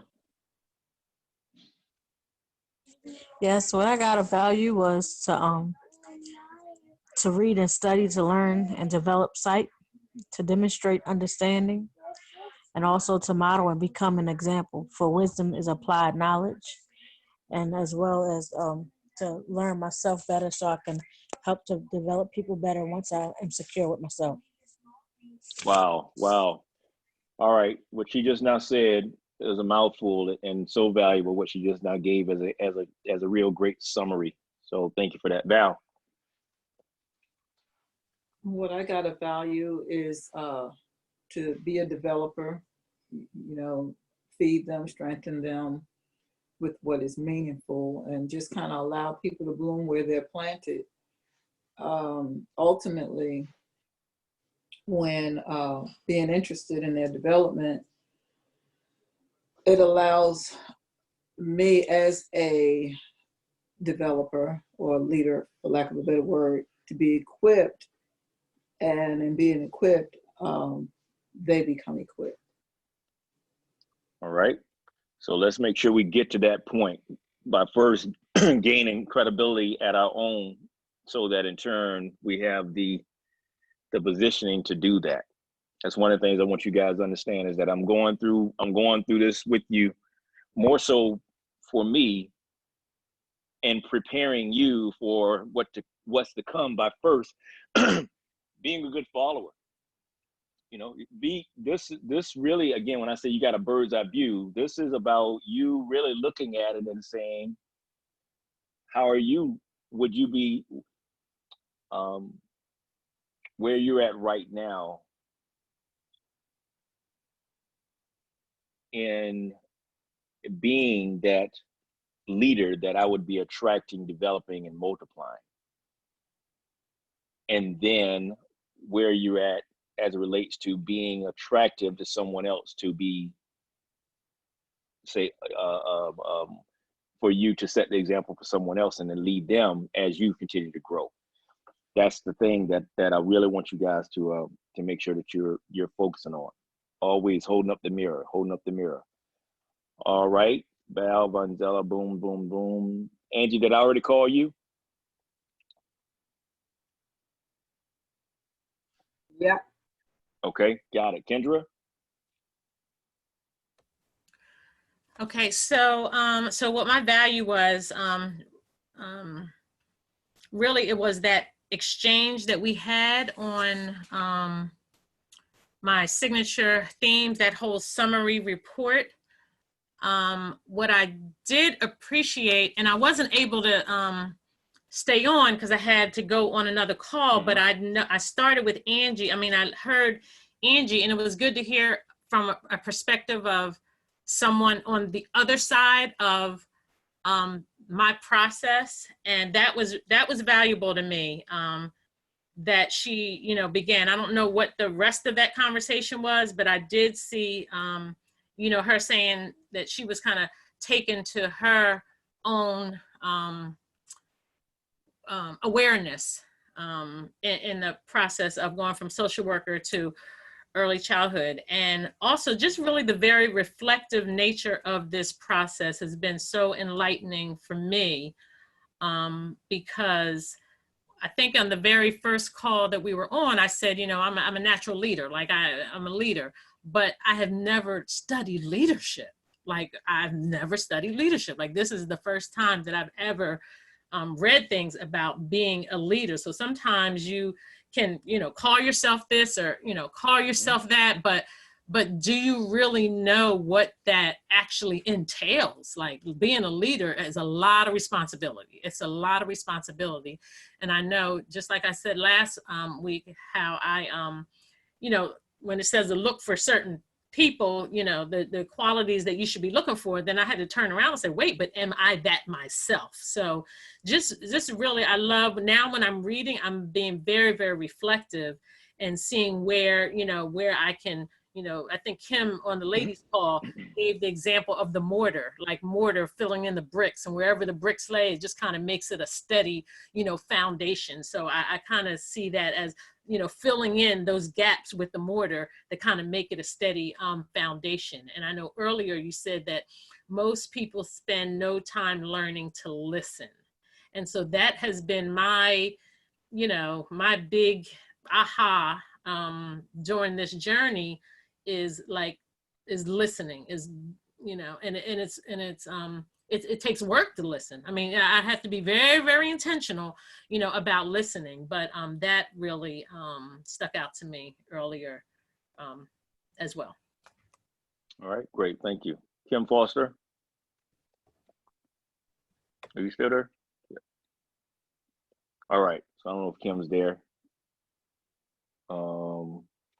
Okay, there you have it. I think if you all are not reading, then read, or if you need to get an audio, my process is I'll generally go out here on these, you know, these 2-hour walks or whatever. And if I'm not on phone calls, I go out there specifically to listen to the book or whatever it is that I'm doing. Right now, I'm listening to this one. I'm listening to How to Be an Anti-Racist, and I'm listening to White Fragility. So I'm studying 3 different things right now because I got a book club that I'm a part of on Tuesday night dealing with, you know, how to be an anti-racist. So that's what I'll do is I'll listen, but then I'll go back after I've listened to it one time. I'll come back to it with the book. So that's my methodology for learning, is that I'll listen to it and I don't have to catch everything. I'm just listening to it. And I won't fast through it. If I'm not getting something, I'll literally replay it, and I'll go back through it again. So many times before I get here with you all, I've probably gone through the material a minimum of 3 times. So I challenge you, I encourage you to at least go through it one time. If I'm telling you that's what I'm doing for myself, in order to go through, in order to do what I do, and then see what kind of impact that actually makes. So Audible is a great investment if you're committing to a lifetime of learning. It's important for you to understand, though, I've been in this mode since 1996. So don't feel a certain way about, you know, where you're at and how you're taking in this stuff and your growth, or you know, don't be, you know, bit put off by how I engage with you or the confidence in which I do so. And if I stop you and I go and say no, and I speak very definitively, understand that I put in the work for me to have a degree of confidence in my engagement and trusting in my ability to serve you, because I'm very, very competent. I know that I'm strong because I put in the work, and it's not an overnight thing. So that means I have complete understanding in and acceptance of where you're at, which is why this is accelerated because nobody's ever done what it is that I do with you all. I've never had a mentor like I am. And that's one of the reasons why I mentor the way I mentor, because I'm the mentor that I wish I had. Okay. And so I get joy out of these exchanges with you guys. And that's why I'm able to go for freaking 4 hours on a Saturday to spend the time with you like this, is because this isn't work. I'm operating in my gifting. I'm enjoying this experience every time. And so, because in doing so, I'm growing every time that I'm with you and listening to what you get, and also seeing, okay, where I might have missed a mark as it relates to relaying something. And that's the experience. So to that end, I celebrate you for your commitment to developing yourself. Most people don't do it. Most people don't do it.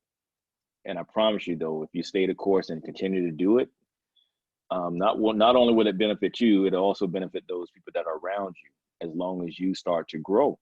Because as you grow, that increases your sphere of influence. And that's what leadership is. Leadership is influence. All right. So have a great weekend. Be sure to text those keywords so you can get your reminder for those days. We got things going on Monday, Tuesday, Wednesday, Friday, not Friday, next Saturday. Yes, Nate, Shirley? Someone is putting in the chat, what chapter are we doing next week? I don't do it like that. Okay, I'm just reading what they put. I understand. I got it. I love the focus and purpose. Okay, I don't know who. Let me read. I've listened, but am now on the phone. Okay, that was Shawanda. Da, da, da, da, da, da, da, da. I love the focus and purpose that you demonstrate. Thank you. You're a working lifelong learner. Yep. Thank you for sharing. Chapter we'll be focusing on next Saturday. I don't go into it like that. What chapter is next? Okay. There you go. Okay. You guys, thank you.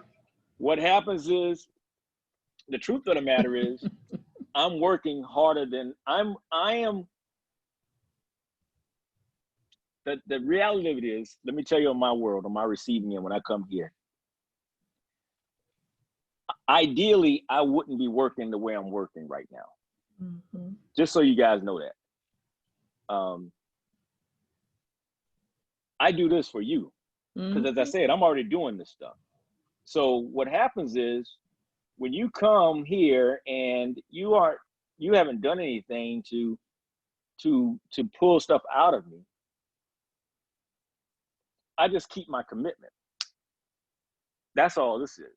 And then I'm pulling out of me to figure out how I can help you to gain something and to learn something. But what should really happen is that you should be reading. And then you should come in with questions. And with questions based upon what you've read. So that this time is spent that versus the time being spent with me going through and doing it. That's the only reason why I play the audio. Because I know I play to the lowest common denominator. And the lowest common denominator is people being unprepared and unengaged and literally showing up here. That's just human. I get it. And fortunately, I care enough about the process that I know that there's a benefit for me to do it, because it at least allows me to develop, myself, and hopefully impact one of you, so that you then are called to then say, wait a minute, I am going to go do the work, because wow, I see some value here for myself, and I do really want to grow. So that's the uncensored reality of my world and what goes on in my head.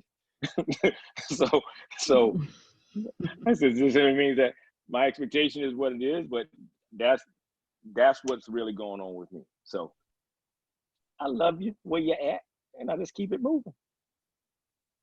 All right, you guys, anything else that you guys got that I missed in the box? I just want to say thank you very much. You and Miss Andrea are awesome, and I love this group as well. And I'm excited for the vision and the leadership that is going to come. All right. Want to get your order so we can get you fully engaged. Yes, sir. All right. Let's make it happen. All right, you guys. If you have taken your assessment and I haven't already received yours, then be sure to email it to me. All right. Y'all have a wonderful, wonderful Saturday. And thanks in advance for the Father Day love, because I know you're thinking about me. So I'm just going ahead and say thank you. Thank you. So Happy Father's Day. I ain't gonna be left out. But you know, you had us going. Hey, Nate, we love you, man, but you had us going with this book.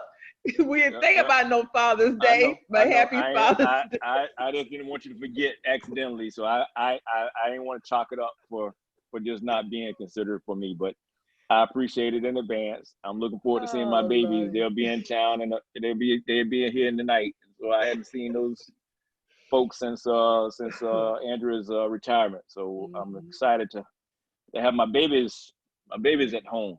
Yeah. So, well, you enjoy your weekend as well. Happy Father's Day. All right. Y'all take care. All right, y'all. Bye-bye. Bye. Happy Father's Day. Thank you. Thank you.